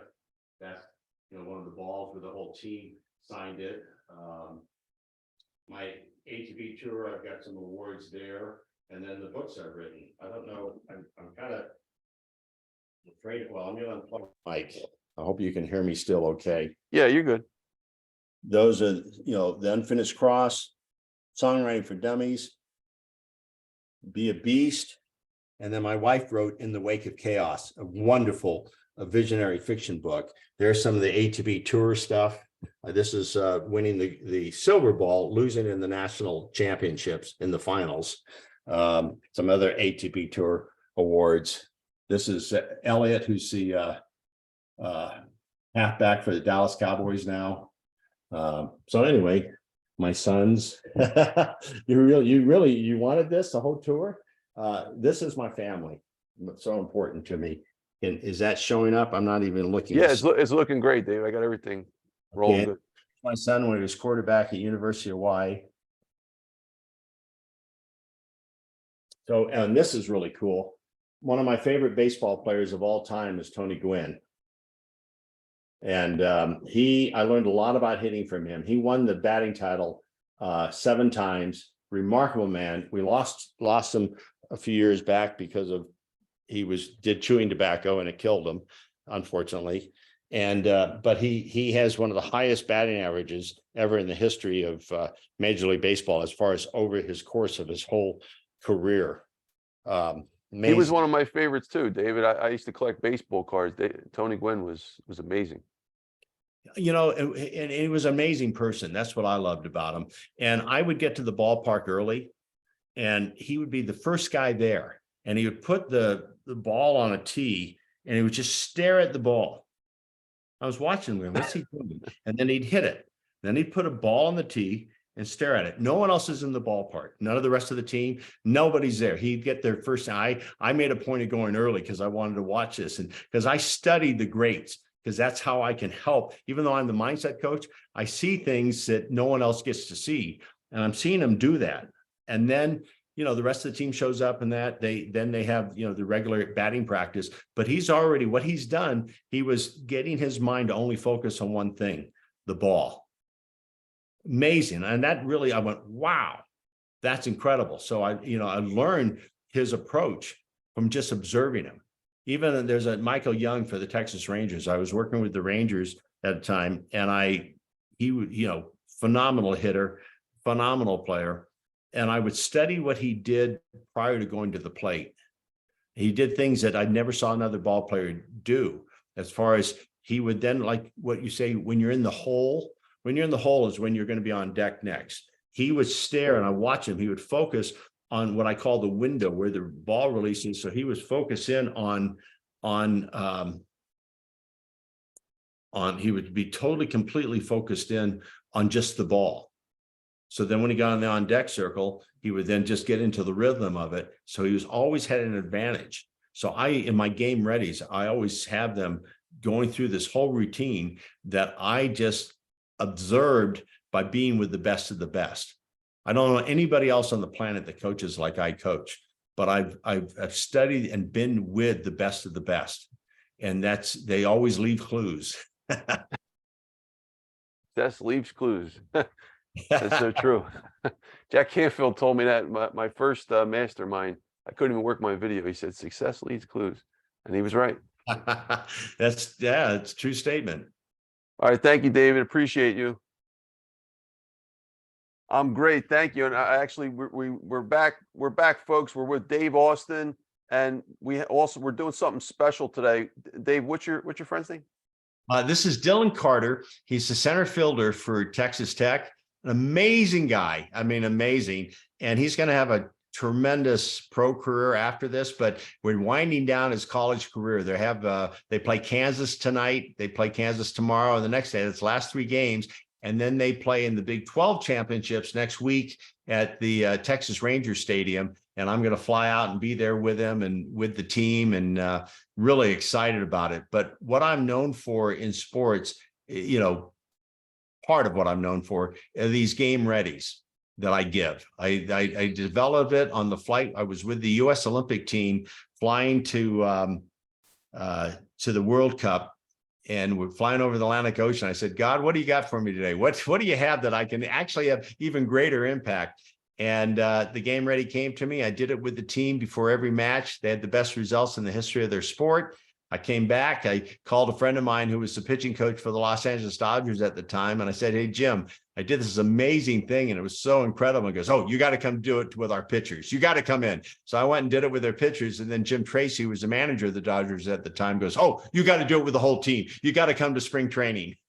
And that was kind of like the game ready was totally born. So you know all that, Dillon. So thank you for agreeing to have a very unique experience. I've done this before with one of my major league ball players. And it was, believe it or not, it was one of the most impactful things. It's kind of crazy. I just got asked to speak in Cairo, Egypt, and it was because someone who heard me, I did a game ready at their mastermind. And she goes, it had such an impact. Will you come do that in Cairo, Egypt?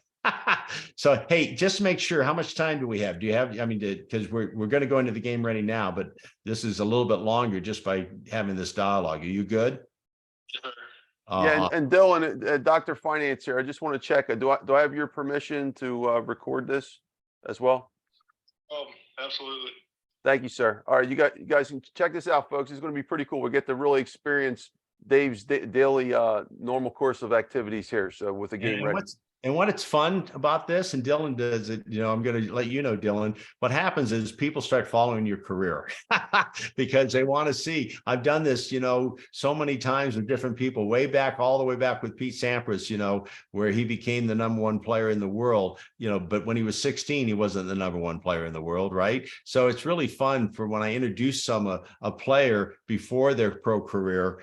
It's really fun for me. And I find over the years, some people I've done this with, whether the NFL or whatever, they get these big followings that grow because they become like they know you now, Dillon, which is fun and it's great. So thank you for sharing this moment. So today tonight we play Kansas, and I just want to, let's get dialed into our regular game ready. What are your 3 intentions tonight? Commitment, trust, and focus. And anything outside that, as we've always talked about, is a distraction. So that's all you're going to go into the game with. Commitment, you're the rhino, you're Co. When you get going, nothing keeps you from it. Your focus is you know exactly what to focus on. Anything out that is a total wasted time and wasted energy. The third one, that was trust, right? What was third? Yeah, I just want to be sure that, and again, you've done the prep. The reason you're having a stellar year is because you know that you put yourself always in a position to achieve greatness. So nothing different. So those are outstanding focus points. So you're locked in on that. So now just take a moment, and I want you to think of all the things you're grateful for.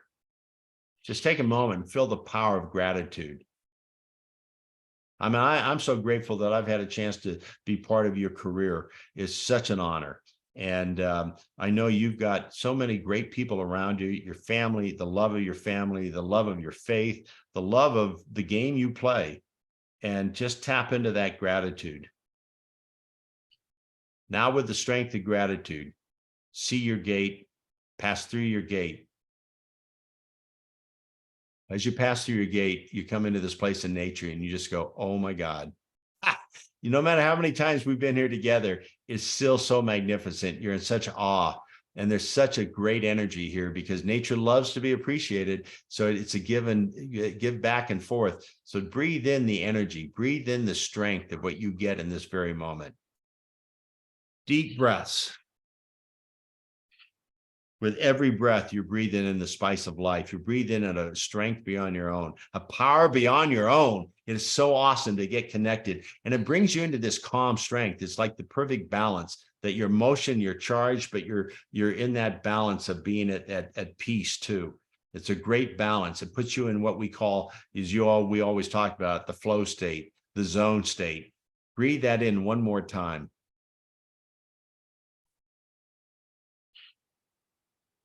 Now see your gate and come through the gate. There you are, man. You're taking on these guys, and you're just, you take this approach like you do always. You know you're prepared mentally. Now you're getting prepared physically. And when you combine that, you are a beast beyond a beast. You have an edge. And so even in the pregame, you pregame as the best player on the field. You take it to that level. And so you're already committed at that level. So as the game starts, you're out there in center field. This is your place. You are the lion. You're the core, the king of the jungle out there. It's your jungle. And why you're so effective out there is that you see everything so early. You're so wide awake. Your vision is just amazing. So you react to balls that most people don't even think about. You get to balls that nobody can even get to. Yes, you do it because God's given you this gift of speed and talent, but it's your awareness and your focus that gets to, because your jumps are so early that you make ridiculously good plays. See yourself out there right from the start doing that, loving every second of it.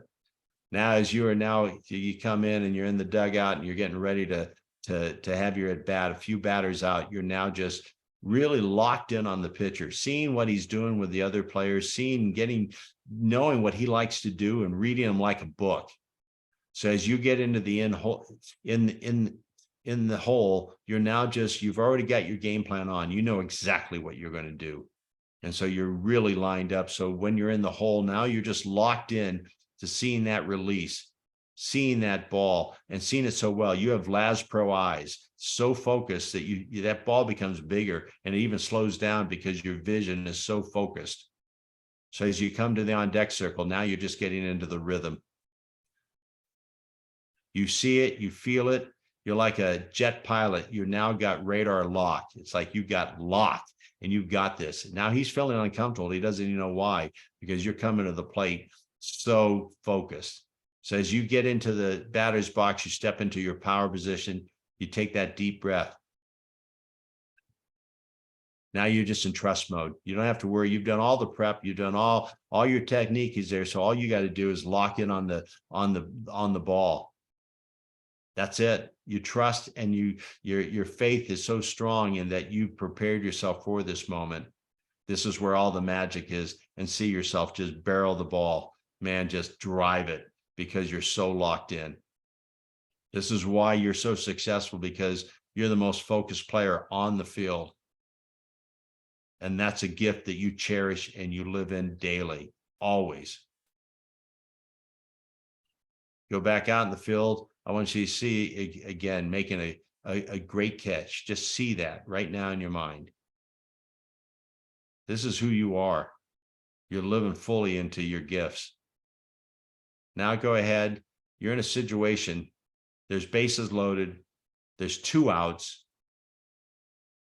Have that at bat. Let me know when you're done.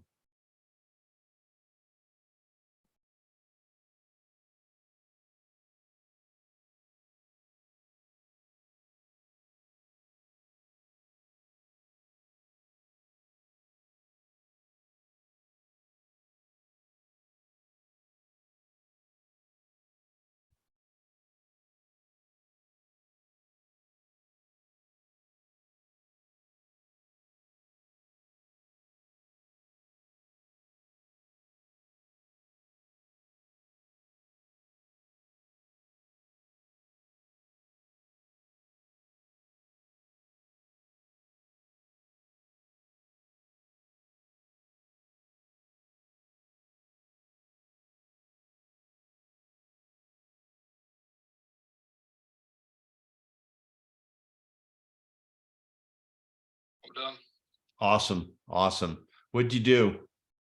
Took a 2-0 eater and put it in the gap. Awesome. Awesome, man. I love it. I love it. You know how much I love it. We love it together, man. Two are gathered together. There's a power beyond you and me, and we're accepting that strength right at this moment. What a great gift it is. So you can walk off that field knowing you came prepared, you came with focus, you came with commitment, you came with faith, you're dialed in. What an amazing way to be. What a blessing it is. Come back through the gate, come back into this place of peace and beauty. Ah, what a gift to always step into nature. You're refreshed, you're reborn every time you come into this. Hear a creek running, go over, cup your hands, drink that water. It's ice cold, it's refreshing. And you can feel it running through your body, aligning everything. Your complete alignment, your body, your physical body, your mind, your soul is all aligned into greatness. You step into that greatness fully and owning it. Now go ahead and step out through that first gate. You're freaking game ready. Sir. Go get them, buddy. I'll look forward to watching. I'll watch it on TV tonight and just live it with you, man. Know you have that strength beyond your own. We got an energy here that's going to carry you through and continue to carry you in greatness. Yes, sir. Thanks, man. Absolutely. Go get them. Yes, sir. Bye-bye. That's a very unique, you want to watch the Super Bowl, you want to watch a major league game, you're getting to see what gets behind that I do behind the scenes. Wow. You just opened up the curtain and went behind the curtain. This is such a great idea you had. I wasn't even thinking about that. You're like, hey, you mind? I'm like, yeah, that'd be cool actually. What was his name again? Dillon Carter. And he what's his role? He's the center fielder for the Texas Tech University. Wow. They're in the Big 12. That's incredible. He's the best defensive player in all of college baseball. And he was only hitting 199 his first few years of college, but he always got to start because he's such a phenomenon on defense, but he wasn't a hitter. Guess what, baby? He's hitting over 300 now since he's been working with me. Isn't that cool? It's pretty cool. Yeah. Yeah. They're all wondering, he's a wonder, like, how did he, all of a sudden become this great hitter? Well, he always was great, but the mind gets in the way and we get in the way of our greatness. We worry about things, we let pressure get in our way, our emotions get in our way. So all the things we talked about, you just got to see a living example. And you know why I always put him to where now see a certain situation. I always just like pick the situation. The reason I picked bases loaded with 2 outs, because last Sunday, he came up to the plate in the bottom of the 8th with 2 outs and bases loaded and actually struck out. And it was tough because he had a moment to beat the number. They were playing West Virginia, and West Virginia is number 1 in the conference. They had a chance to knock them out. And so it's tough. We put ourselves, we get prepared, but it doesn't guarantee success. It puts you in position for success. So I wanted him to see him having success, not carry forward what happened Sunday, that I even told him, I said, what a great thing, because now you're even hungrier, the old Les Brown, right? You'll be ready this next time like never before. So that's why I put him through it here, that particular situation, so he could see, because your mind then, we've been doing so much, it accepts. And so now what's in his subconscious mind is the success with the bases loaded, not the failure that he had. Was this a taste of what your daily life looks like as a mentor, as a coach for a lot of these folks? You got a major piece of it. It was behind the scenes, and what's made my career. I mean, literally, I probably am one of the most highest paid coaches on the planet. Really? Yeah. Most people don't know that. I don't usually like to say that. Because whatever, I'm on a mission, but I get paid extremely well for what I do, more than I don't know if there's anybody out there that's in my category, tell you the truth, but it's the first time I've ever said that, so I kind of am bashful about that or whatever, but the success that I've had is off the charts. And so what is money when you're going to just be able to multiply it, right? If you are committed. So I only take clients that are committed to going beyond. I think I can't remember if I said this on the podcast, but I'm going to go back to, to work with the University of Illinois. And it's only because the coach is so committed. He wants to win a national championship. This happens to be wrestling, and they're in the toughest league on the planet, the Big Ten on wrestling. All our Olympians come from there, all that. But because his commitment is so strong, that's my secret weapon is, first of all, I pick clients that have that kind of level of commitment that will do whatever we do to win that championship. And when I say whatever we do everything at the highest integrity. I'm not talking about doing anything outside, because your biggest gift is to be in the highest integrity. And notice how I used in the Game Ready, the nature. Well, that came from me from the experience I told you about, that I have a very unique experience in nature. So I bring that into it because I want them to experience that uniqueness. And every athlete that I work with, when they go into that place, they all call it, I never called it this, but all my athletes say it's their happy place. So it's great to take them into their happy place before they go onto the field. And I'm very inspired when I'm doing it. Maybe I have the format down, but I'm very inspired to feel his energy and to connect at a level of energy that's going to be perfect for him at this moment going into this game. And it's so much fun. Now I'll watch the game tonight, on TV, and one of my biggest, you asked about I just realized one of my big great moments. I know this sounds funny, but I was at a sports bar. I forget what state I was in because I was there with a team, but I was in a sports bar having dinner, and it had TVs all around me, in this little room I was in, had all these, and I had a player on every single game that was on. It was all Major League Baseball at the time. I had a play on every single one of the screens. I was in fantasy land because I go, oh, now my player's up, or my player was the starting pitcher. And I was like, I'm going back and forth. I'm getting to watch them all. I'm going, this is the greatest moment. That's awesome. All right. Well, thank you, Dave. So folks, we got Dave Austin here. Dave, we're moving into our next segment, which is basically questions. Figure about 1 minute each question, and we'll make good time. So first one is really just an overview of your books, and we've already touched upon a lot of your stories so far. So now we're just filling in blanks. So you already mentioned your one book, but if you want to just give us a quick summary, maybe 30 seconds to a minute of all your books.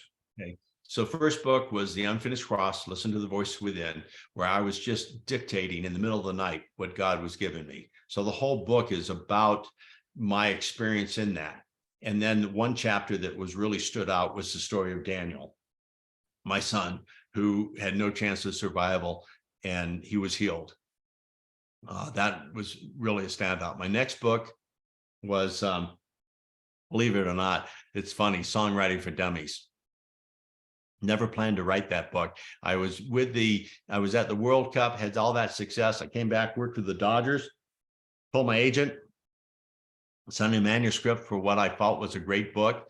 And he called me, because I got you an advancement. I've got you a book deal. Back then, we didn't have self-publishing. You had to be with a major publisher. You didn't get published, right? But luckily I had a top line agent, and my book, The Unfinished Cross, was so successful. It led me to be able to get other book deals. But he goes, okay, I got you an advancement of that. You're writing Songwriting for Dummies. Wait. No, you got the wrong guy. I'm not writing Songwriting for Dummies. And he goes, yes, you are. And I go, no, I'm not.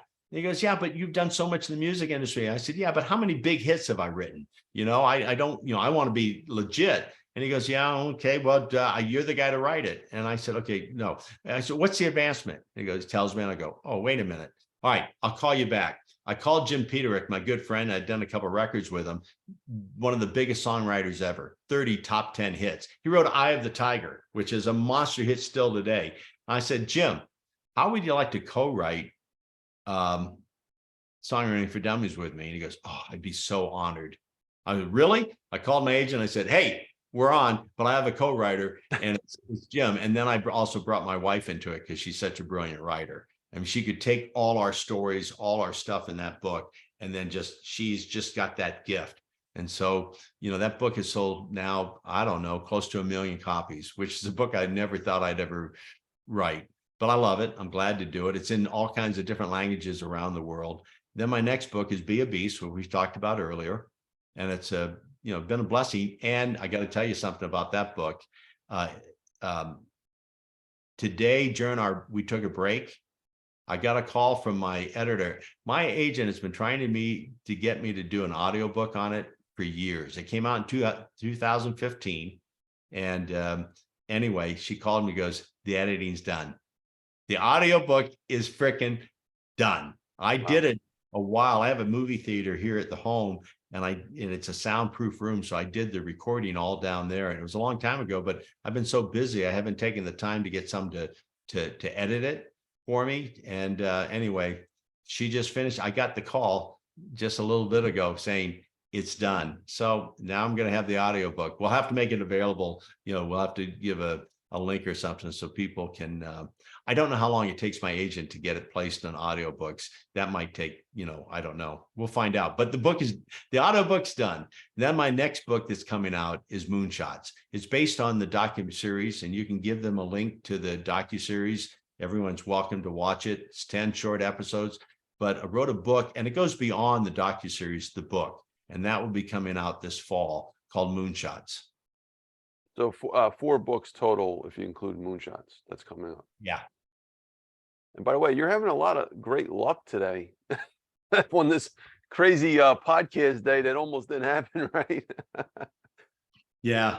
We all have our strengths and weaknesses, right? And it's funny, I somehow, when I put in this, I put it in as mountain time where I live, and you had it as East Coast time. And so I had to do a lot of quick adjusting.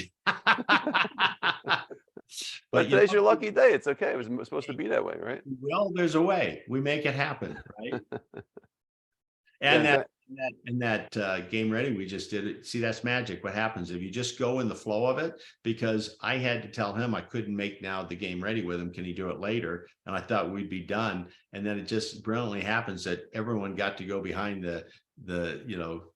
behind backstage and really see it in action. Yeah, because he needed that too. I mean, it had to happen, right? Yeah. So he's going to probably hit a home run or a grand slam tonight, and all because of you. If you don't mind, I know these are quick questions, but I had a player one time that he was a little bit of a slump. He played for the Arizona Diamondbacks, and I got him to be patient in the visualization, because I always have a feeling knowing what's going on. And I saw him hitting the ball, being patient and taking the ball deeper in, and then he's a left-handed, hitting it to the opposite field. Then I saw him driving it to the center field. Then I saw him driving it to right field. We did this whole thing and got him mentally in that state. And we were later on, I was out with Kathy. We were looking at homes at the time, and we're out there, and I get a call from my client, says, "Are you watching ESPN right now?" I said, "No, why?" He says, "Jason's about ready to go to bat." I said, "Why did ESPN just cut into his game?" He says, "Because the first time up, he had a home run to right. The second time up, he had a home run to left. The third time up, he had a home run to center." I'm going, "Oh my God." That is crazy. That is crazy. So ESPN is going live to see what he does his fourth at bat. So that was one really magical moment. Another magical moment, a receiver I was working with, the Carolina Panthers. He had this special play they made this week, and he told me all about the play. So in the Game Ready, I said, the game's on the line, and I described the whole play. And Cam Newton drops back to pass. He looks to the right. He looks to the left. He sees Kealoha. He hits him. Kealoha's got all this around all these people, and all of a sudden he puts it into the 5th gear and he takes it to the house. We did it. And sometimes it's exciting. Sometimes I need to calm him down. I needed to bring him up, and we saw that, right? So now I'm going to go back. I'm speaking in Boston, and I'm on the plane, and JetBlue was the only plane at that time that you could watch live TV. Now everyone does it. So I actually watching the Panthers game against Atlanta. It's down 2 minutes left. They're down by 5 points. All of a sudden I see KLO go in. I go, "Oh, this is the play." I'm watching it on TV. I see Cam Newton look to the right, turns, sees Kealoha, hits him. He's all surrounded. And all of a sudden it was like this 5th gear. You just watched him take it to the freaking house. It was so incredible. It's just, I have those moments, and it's like goosebump galore. That's your fuel. That's what keeps you going. Yeah. It's it's working, right? Yeah. It's pretty crazy. All right, thank you, Dave. Appreciate it. All right, next question, Dave. So are you about the Moonshots? Yeah, if you can just tell us about Moonshots in a minute. Speaking of Moonshots. I'll try to be a minute. I know I'm long-winded. Anyway, I've had so many different life experiences And my wife was in the middle of writing her first vision book. She's written great books as a ghostwriter, but this is about her book of the visionary fiction. It's a fiction book, and it's a wonderful book. And so I wanted to not have any distractions, because I wrote 2 books during the pandemic that haven't even come out yet, because I've been focused on her. And Chase, who's a brilliant videographer, and that just goes, Dad, you've got so many great stories, and I know you're kind of in the wait, but why don't we film this docuseries idea that I have? And I wrote up 31 different stories within my life, and he picked the 10 he wanted to use. And then I had a director and a producer that I coach. I sometimes coach Hollywood producers and directors and that. And they had just finished a movie, and I made them an offer. I said, look, I know we're done with our time, but I'll give you a couple months free if you'll come here and be part of the crew for Chase. He's got a great idea. And so we had the best of the best here in the office is where we filmed it. And that has changed my life. That docuseries now is going to be, Hollywood has jumped all over it and turned it into an amazing TV series. It's just so cool. And I have to give all the credit to my son because of his brilliance. And he did such a great job. We haven't even made it where it's available for the public to see. I just send it out. I've gotten so many clients because of it. I've had so many speaking opportunities because of it. You have it to give to your people because it's impactful. But we've held back from putting it any place, because now with the TV series, then we'll bring it out, and I'm going to tie a whole coaching program with it so that it will be a monetary thing. Right now, it wasn't made to be monetary. It's more just to expose what's possible. It's called Moonshots, going after the impossible. And I've had so many impossible moments in my life that the only reason it was impossible because no one else had ever done it. And I did it. And so it just created, out of the acting career, out of any hit record on the radio, out of my tennis career, how all that happened. And then we use animal principle to show how anybody can do it. And I've had multiple companies that I've run. I've coached some of the best. And, so each episode, it's fun, but you really learn how to reverse engineer how to do it for yourself in your life. I'm not the only one who can do a moonshot. Yeah, and I watched it, folks. It's brilliant. So you call it a docuseries when it's broken into different segments like that, right? 10 episodes, all 10, 15 minutes long. TV series expands and all that. And it's really cool. I can't wait to share more information about the show, but Radar Pictures that did the Jumanji series, they have so many big movies they've done. The CEO just absolutely flipped over Moonshots, and they think my son is brilliant, which is really great. And then Marty Kullner's company, he's done over 100 shows on HBO, and one of his TV series he's had on HBO for 20 years, Hard Knocks, which deals with going behind the scenes in NFL football. It's a great show. So those 2 production houses are producing it, and I'll be the host of the show. But it's really cool. The whole concept is expanding beyond. So it's a fun time. Well, thank you, David. Brilliant stuff. Check it out, folks. Moonshots. Next question. David, are you the founder or have any relationship to David Austin Roses? That's so funny. When the first time I started doing things and getting any public knowledge, right? I go to Google to see, if anything that I do is out there, and everything was Dave Austin Roses. They're out of England, and I guess there's some really special roses.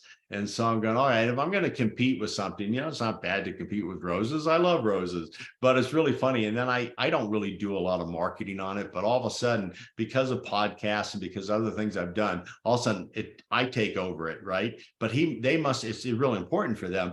They must have people working day and night to keep moving me behind them. So if you're going to go to Dave Austin and Google it, just put either tennis or put extreme focus, and that will take you not to the roses. That's pretty funny. And David, maybe you're king of sponsorship, getting sponsors. Maybe there's something there, this get them to sponsor you or whatever, Yeah, that's funny. That's funny. Could be an angle. All right, thank you, David. David, Why do we need to adapt to change? Pulling this from your moonshots. Well, technology and everything in our life right now is changing dramatically. It's just like it can become completely overwhelming. You think that we should have more time because we have cell phones, laptops, we have access to everything 24/7. What happens is our brains have kind of shifted, and now we have less time, believe it or not more time, unless you learn how to adapt and learn how to bring a steady, calm strength with all the technology. Otherwise, you get overwhelmed and you actually slow down rather than speed up, because of all the information overload that's taking place. So we need to adapt to learn how to take on the changes or take it on differently. Like we used the crocodiles, the animal. That's what we called RESPA, right? They learned how to adapt to an ever-changing environment. They're here same time with the dinosaurs. They fed on the same lands. But I haven't seen it until I met you. I haven't seen a dinosaur. And no, I'm just kidding. Sorry about that. Just a joke. No, a dinosaur lately, but crocodiles are thriving. Why did they thrive and the dinosaurs didn't? Because they became adapted. They were able to take their heartbeats down when there was no food and everything dried up, and take it down to 3 to 4 minutes and go into hibernation. So as the animals are dying, they got calm, and then they were able to then eat when it came back again.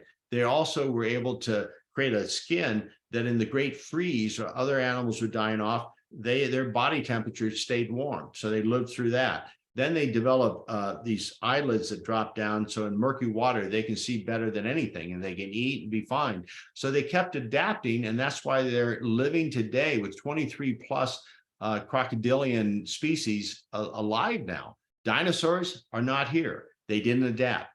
And so how can we relate to that? Is that, okay, time is fastly changing. We need to learn how to slow down our heartbeats. That's the RESPA. Relax, take the breath. E, then we can evaluate. Then S, we can really see things for what they are and strategize. And P, with a little patience. A lot of my family members say that I RESA, not RESPA, because I tend not to have as much patience as I need. But then the A is to act boldly. There you have it. That's so important. Thank you, David. Brilliant response.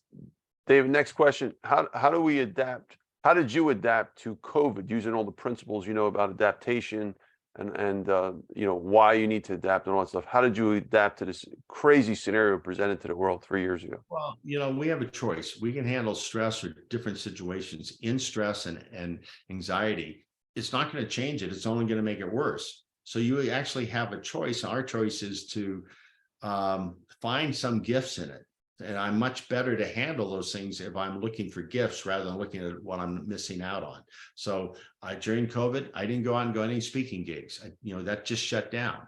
And what I did is we have a beautiful estate here. And it was funny, the day before COVID really hit, we had just brought in a live-in chef. So we were like, okay, we're just going off the map. We're going to stay here. And yes, we do occasionally have to go to like Costco and load up for a while, but that's about it. Are we any outdoors things? And we have over 300 trees. We have a stream running through with waterfalls and ponds. So, we could do that, walk out there or go to the canyons and hike, get our exercise in. We adapted. We just changed. And then during that time, I wrote 2 books. My wife wrote a brilliant book that now has come out called In the Wake of Chaos. It's such a great book. So we just utilized our time differently. And I did a lot of Zoom. A lot of people started doing these big summits. And I kept being invited to speak. So I probably spoke to more people during COVID than not. Because, if I go to a speaking engagement, most of the time it's a few hundred people there. I was on with thousands. So yeah, you adapt. It was a situation that we lived with, and blessed that we had the ability to stay out of danger zone, and pray that we could stay out of the danger zone, because it was a really scary time, and we were able to do that. And I'm just feel blessed, and we had a great attitude about it. I found myself having more time to take advantage of. Brilliant. Thank you, David. Great response. So another question I want to pivot to is sponsorship. So you're really good with that. You figured out how to get sponsors, even at a young age. You did some amazing things. I don't think you told the story here, but I heard it somewhere doing research for you about how you went to the real estate guru in a condo near a beach. Oh, it was probably your Moonshots, and Moonshots.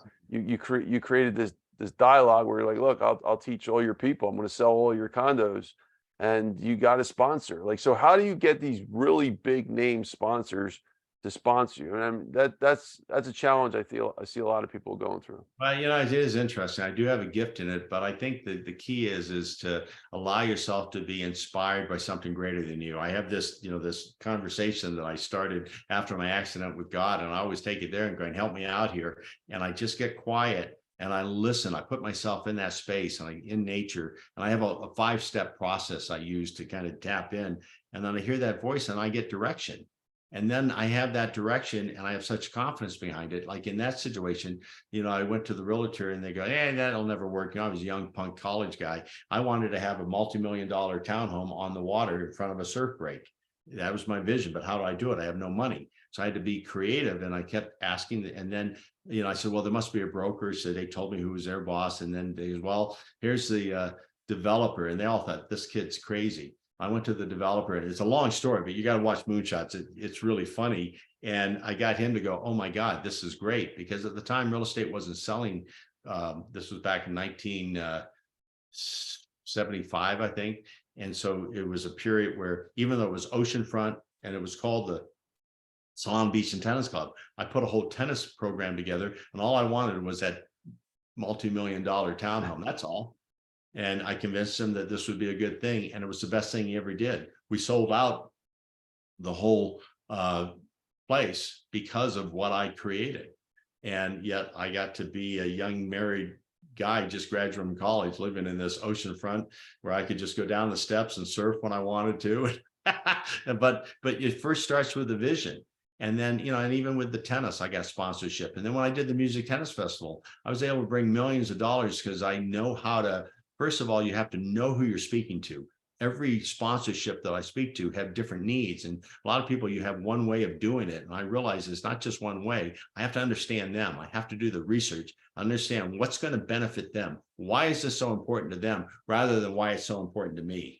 Most people come when they're going for sponsorship, why it's so much important to them. I have to look at it and see why this is so important for them, and come from being the answer that they didn't even know was available to them. And I was able to get sponsored. I have a new event I'm doing right now with the Special Olympics at the University of Utah. I got inspired. I'm adding an educational program. Special Olympics is incredible. But we're adding this whole educational for all IDD and those special needs out there. And, you know, when I pick up the phone to ask for a sponsor, I use the same method. I get all the sponsors I need because, one, Special Olympics is a great name and everyone wants to be a part of it. But I still take the same approach. Get to know them. How could this benefit them right now, being a part of this, more than how it's going to benefit us? That's a beautiful response, and that's very similar, or possibly derived from the Dale Carnegie method. I don't know if you ever heard Dale Carnegie's book, How to Win Friends and Influence People. Yeah, I mean, he was around the time of Napoleon Hill, and his book, the main message was that you're looking at it from one angle. It's basically the same thing, though. It's like, he's saying that everyone has a reason for what they're doing. Like everyone's in it for themselves. You know, if you look at it from that perspective, there's a self agenda. If you want to win friends, you got to look at it be able to figure out how you can serve them and spin it that way. So yeah, I see that as a little bit of a connection there. Cool. And you're taking that angle from a sales perspective. I have to give all the credit to my process that I just listen to divine wisdom. It leads me down the right path every time. Yeah, 100%. Thank you so much. I'm teaching, you know, my executives, they don't even know what's all possible for them. And I just open up a whole new possibility. I love what Henry David Thoreau said when he was on Walden Pond for 2 years, 2 months, 2 days, just in nature. And he wrote Walden Pond and he wrote Nature, 2 great books. But one of the best things that came out of one of his books is that, this is a quote, kind of paraphrase a little bit. If one walks confidently towards their goal in common hours, they'll come to an invisible barrier. And if they have the courage to pass through the invisible barrier, on the other side will be new universal laws available to them. And so we have these universal laws available, but we're too blind to them. And so by taking this course through, you find that so much more is available to you than you even realized. I use that all the time in my coaching. It's magical, and I'm proof of it. Where I live, what I do is proof that I live this. I don't just teach it. That's the one thing that's really important to me, is not just I've been on stages where I see people, they're brilliant, but they don't live what they're saying. I'm going, guys, you should go listen to yourself, because you'd have a better life, because I see what's the chaos behind the scenes. I have made a commitment. I'm not perfect, but I made a commitment to whatever I coach, I have to live. Brilliant. Thank you, David. Appreciate you. All right, David, we're gonna pivot to one of your specialties, how to become a celebrity coach. Can you just tell us a little bit about your thoughts on how to become a celebrity coach for anyone who's interested in going that path, or executive coach, or coaching at the highest levels? I don't think we really spend enough time on that I yet. didn't start at the top. There's a process. I just loved what I did so thoroughly, and I did it let's go to sports. I did it at the youth sports. I have 4 sons. I coached their baseball. I coached their soccer. I coached their football. I learned a lot. It was my training ground, coaching my own sons. And then I got my first major league client because one of my sons, as a freshman in high school, was a quarterback and won the league championship in freshman football. And it was an agent came to me and said, I see the way you work. My major league players need what you do. And that gave me an entry into Major League Baseball. But see, all the prep I did I was ready. And at first it was interesting because, this is Major League. So I was a little intimidated. But then the first client became the hottest hitter in Major League Baseball. I went, oh, okay. It gives you a little bit of confidence, And then even in the Olympics, how did I get involved with the Olympics? So I was speaking at a church of all places, and a mother heard me who her son was on the Olympic team. She goes, oh my God, your message, the team needs to hear you. Your message is powerful. And that just led for me to go speak to the team. And then the coach and everyone said, gosh, will you work with us? We're getting ready to do the World Cup, and you got magic going on. And that's what led to that. So it's just a matter of growth and willing to keep expanding. To this day, no matter what success I have, I'm learning every day. I'm growing every day. And I just, and one thing leads to another. And then understanding that, my dad said something that was the most powerful thing for me. I didn't even understand until later on. At the foot of the cross, we're all equal. And that makes me not intimidated to be talking to a big time, whether it's top executive, I've worked with the best of the best, or athlete. I don't look at them as different from me. I look at that we are on a path to live life the fullest. And one of the things, I don't look at myself better than others. I just look at myself being committed to be the best I can be. And being in that thought stays with me, at the foot of the cross, we're all equal. And that's a true statement. Brilliant. Thank you so much, David. Appreciate you, man. All right, we're going to pivot into some other questions. Why do you love Utah so much? I never dreamed I would live in Utah, and I can't believe it. It's the greatest place we've ever lived. Because my life traveled a lot every 2 or 3 years, as and then I played professional tennis, and so you're traveling all over the world. And San Diego was always our home base. And the thing is I loved having no change in weather almost. So, year round, that's what San Diego represents. And I love that. I thought that's all I could live in because I got to know it so well. And we came to Utah 5 years ago to visit a friend here, and where the street we live on is magical. It's like the trees are over the road. You're driving in, you're going, oh my God. We came to his property. He's got streams and waterfalls and the most beautiful trees and the mountain sitting there. And after 2 days of being there, Kathy looked at me and said, look, I've traveled up and down the coast with you for 36 years. My turn. I want to live in the mountains. I thought, can I do that? But I'd be a real a-hole if I didn't, you're right. And so we found a home here in a state right here on that magical street, Walker Lane. and it's magical. I love the seasons. I never realized how much I was missing, but I'm a big skier. So the winter, and we look like winter wonderland here. And then, I can ski anytime I want. The spring is magical. Right now, we're seeing so many different colors and flowers blooming. It's just magical. The summer, it's beautiful. The fall is breathtaking because all the change of colors. And someone asked me, how would you leave San Diego to go to Utah? And this is what just came to me. I just said, well, we can hear God's voice anywhere, but on this property, there's just a better speaking system. It's like, it's such a creative place for Kath and I. We're both writers. We're both creators. I just feel that inspiration, and my work has increased and expanded. Does it feel nice to finally be stable? I know you said you grew up with a Navy father, a guy who was always moving you guys around when you were a kid. Now you have a place that you're secure. You're in one spot. Is that, compared to your childhood, does that feel a lot better? Now you have control over it. It's awesome. Absolutely awesome. Again, I have no regrets on my childhood, but knowing that both Kath and I have decided we'll live out our lives here, however long we have, we will be here because we have found our magical kingdom, our magical place where we just are inspired daily and pinch ourselves for finding this incredible place. What are your favorite places in Utah? Well, we love the canyons. There's so many different hiking places. It's absolutely breathtaking.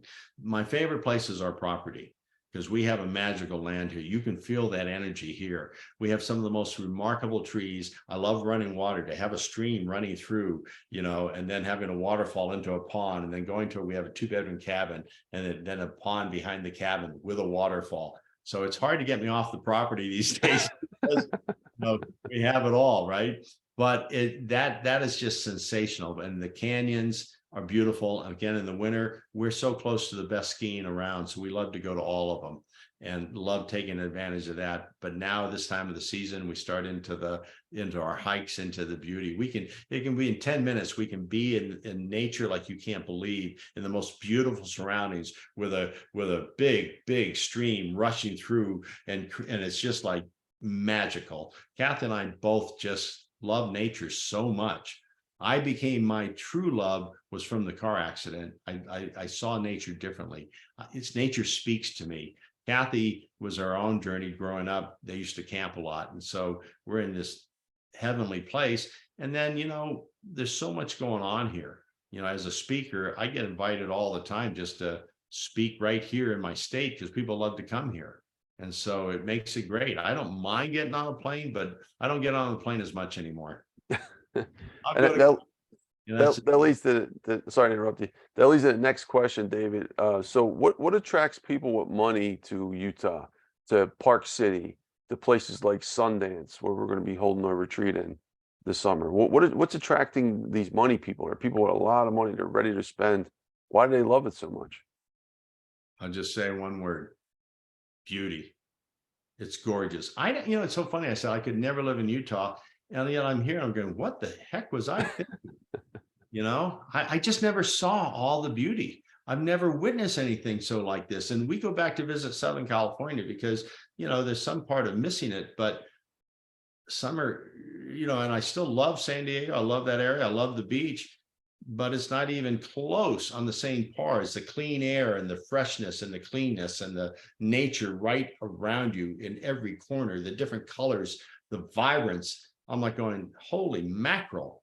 I still love going there, but I don't miss living there because we're in this magical land. We have this big, beautiful motorhome that we've had for years. We even have a motorhome garage. Well, the last 2 years, we've maybe taken it out once because we're like, well, where do we want to go? We're in a national park right here. It's just one of those things.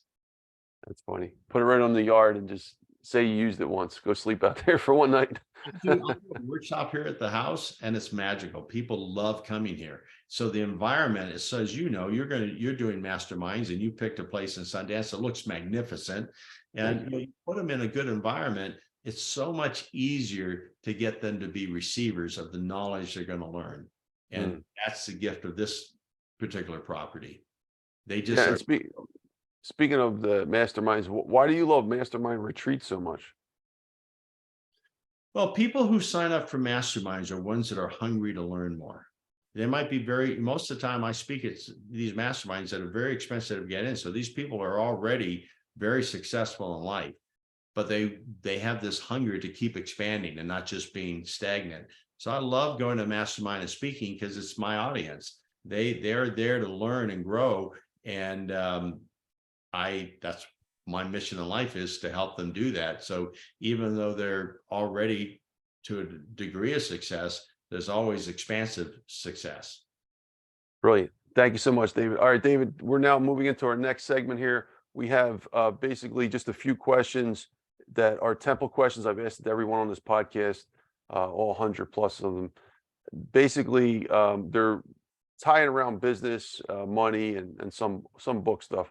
So first question, maybe about 20 seconds. We're going to cut it down to maybe 20 seconds. Very easy questions. Can one book change the world? I think it depends on the action you take behind what you learn in that book, because you can go, wow, that's pretty amazing. But what do you do with that knowledge, and what actions do you take to expand the knowledge you learned in that book? If you don't do that, no, it can't change the world. But if you do that and become a ripple that turns into a tsunami, yes. What role has networking played in your life? Well, I've met so many incredible people. It's had a huge impact on me, because the reason I can coach the highest of the high in that is because I meet them at these networking things that that just helps me to do what I do better. I learn, and then I'm in position. It's like I told you earlier that I got asked to speak in Cairo, in Egypt, to speak to the business community in Cairo. Kathy and I always wanted to go to Egypt and see it all, and we're history buffs, and to go through all that. And this is a gal that reached out because she was at a mastermind 2 years ago in Sundance, where yours is going to be. And she heard me speak and says, it's just had such a lasting impact on my life. Will you be willing to speak in Cairo? And we cut a deal that's phenomenal for all of us. You know, it's phenomenal for them and incredibly phenomenal for Kathy and I. Thank you so much. How about mentoring? Is mentoring important, and who were some of your mentors? Mentoring is very important. You know, I wouldn't be a coach if I didn't think I have impact with people, and I love it. A lot of times when you get to, say, my level of success, you know, I know a lot of my friends, they don't do private coaching anymore because they kind of gone beyond that. I'll never go beyond that. I love private coaching. I mean, I'll do some group things here and there, but my bread and butter is private coaching, because I love having that personal one-on-one relationship. It's something that I just love. But my mentors, or some of my colleagues, you know, great discussion. We mentioned Bob Proctor, who wrote the foreword for Be a Beast. You know, we spoke together in India. We spoke at a lot of different places in different parts of the world, and that, you know, where we just were both on the, you know, the dock to speak. And so we had so many brilliant conversations, like in a hotel room. And I feel like that has a big impact. Mary Morrissey, who's a wonderful coach, incredible person. Mary has had a very positive impact on Kathy and I. And again, it's just through getting to know them through, you know, these speaking engagements, and we become friends. And the mentorship is kind of a shared membership. I'm her mentor, she's my mentor type thing. And you just learn and grow. You know, I'm trying to think, you know, in some books, as I mentioned earlier, the book I mentioned, I might have to rest again to remember it. But you know, those things expand and expand your thinking. But conversations with brilliant people is always a joy for me. Thank you, David. David, doing great. Just a few more questions left. What are your favorite financial books? Maybe just 2 or 3. And money, business, and investing, and anything in that line. Think and Grow Rich, maybe. I'm going to be, well, if you say Think and Grow Rich, I'll have to only say Think and Grow Rich, because I haven't, that's not part of my, I would say, my expertise. Not because of any reason, but I've always spent my time in other areas. So you know, if you said Think and Grow Rich is one, then amen. That's my book. Because I don't, Okay. you know, I'll be honest, I haven't read your books, and I know that they're probably brilliant. I just have never really dove into the financial aspect. I'm successful in life because I'm willing to be open to possibilities where other people don't see it. I'm willing to get divine wisdom to see myself through what would be considered impossible. And so financially, I'm fine, but I don't invest in anything other than my property here and my business. I've never invested, so I don't know much about it, to be honest with you. That's okay. You got me now. And speaking of that, next question, I want to tie into some of the concepts I talk about. Do we need money to survive? Well, of course, money is a part of life. Yeah, absolutely, you need money.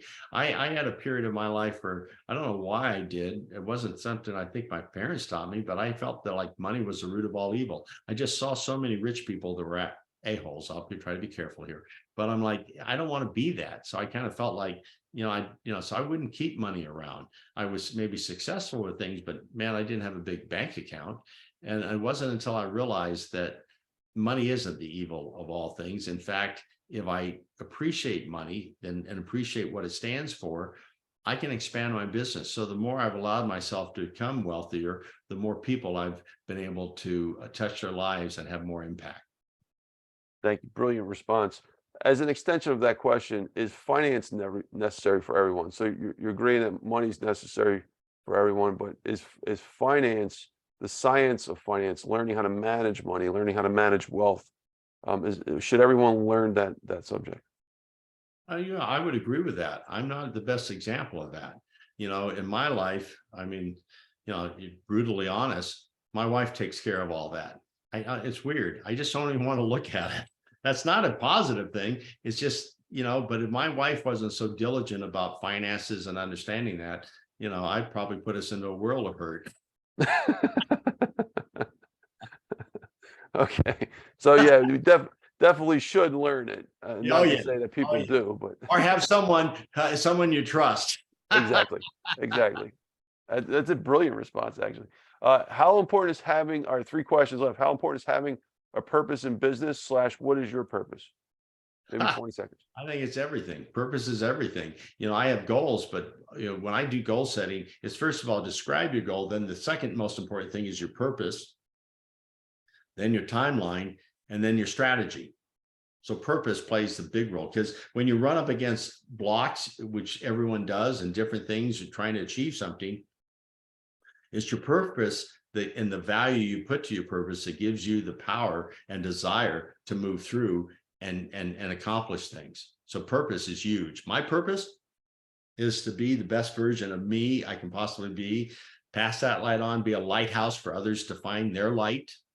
And because it's a world, if there's darkness and you turn on the light, there's no darkness. So my mission is to be that light in whatever I do, and do it as an example in my own life, and live, the Lord Prayer said, on earth as it is in heaven. I'm not waiting to die to go to heaven.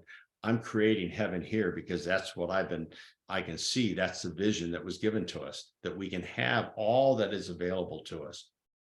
That's brilliant. Thank you, David. 2 more questions left. We'll wrap it up. What would you like to accomplish in the next 10 years or so? Maybe 20, 30 seconds. New book, new movie. I am going to be in a movie again. I acted in the 80s, and I've just been cast in a film. I'm doing that as something that I can't wait to do. It's going to be a big blockbuster type movie. It's done by the biggest company with blockbuster movies, and I'm doing it mainly because now it's a passion just to do it, because I was trained in it. Back in the 80s when I did it, I had the wrong reasons. I wanted to be a star. That's not important to me now. I want to just be in this role, and the lead actor is a very famous actor, and it'll be really fun to be one of his best buddies in this movie. So I'm looking forward to doing that. The TV show will have impact on people all across the world. That's really exciting for me, and to write more books. Beautiful. Thank you, David. And last question, what would you like to leave as your legacy to this world? If you can say, finish this sentence, my legacy is, what would you like to finish? My legacy is that I was a person of love. I love life. I love the richness of life. I see it in full color, where a lot of people are looking at life in black and white. I allow the beauty of life to be, and I strive to be that in integrity. Integrity is really important, that my word is my word, and I live that fully. That's my legacy, is to be looked at as someone that lived in integrity and lived in love, and let love guide them through every situation. Even in the toughest moments in life, there was a gift that I found my way through finding that gift by staying in love. Beautiful. Thank you so much, David. David, I'd like to conclude. I want to thank you again. Honored to have you here. David, you're also going to be a featured guest on stage in Clubhouse, folks. If you will be around in 2 weeks, it'll be June 2nd, Friday, June 2nd, between 7 and 9 p.m. Eastern time. David's going to be speaking in the Dr. Finance Masterclass Club. So check it out. He's also now an honorary member that since he went through this podcast here and this grueling interrogation. But I'm so honored to have you here today, David. I look forward to seeing you as a VIP member also in the retreat. I'm hosting a mastermind retreat this August. Check out my website, drfinance.info. You'll see it. And David's going to be there as well. So honored to have you there. David, I want to leave the floor for you. Any last minute thoughts before we wrap it up? The only last thought is that if you want more, you share the Moonshot link so they can experience. And then all I ask is that they look to see, how can I incorporate some of these principles into their life? It's free, take advantage of it. And it's already impacted a lot of people. So that's one thing. The audio book for Be a Beast will be out shortly. It was finished today. Or you can go get the regular book on Amazon, Be a Beast, and Moonshots will be coming out. So if you like this kind of thing, the reason I pass it on in books is because you mentioned, can a book change your life or change the world?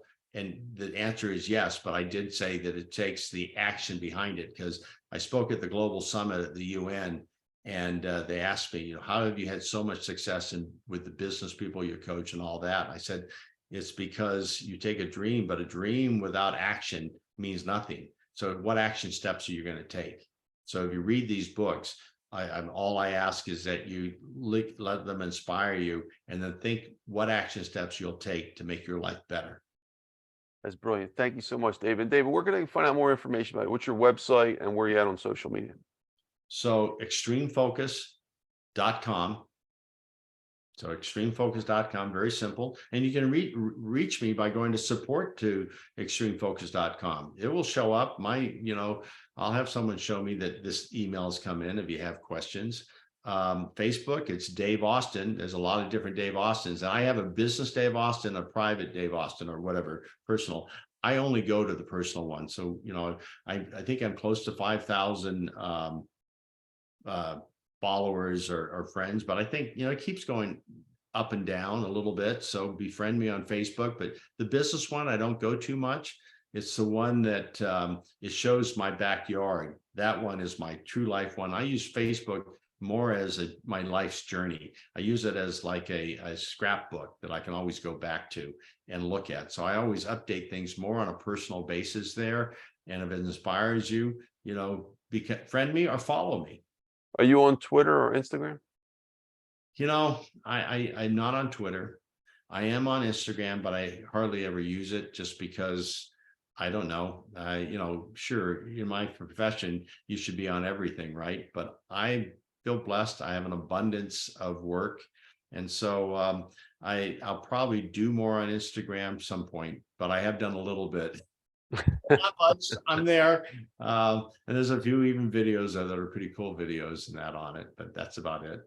YouTube, I think if you go to, I think there's Extreme Focus channel on YouTube.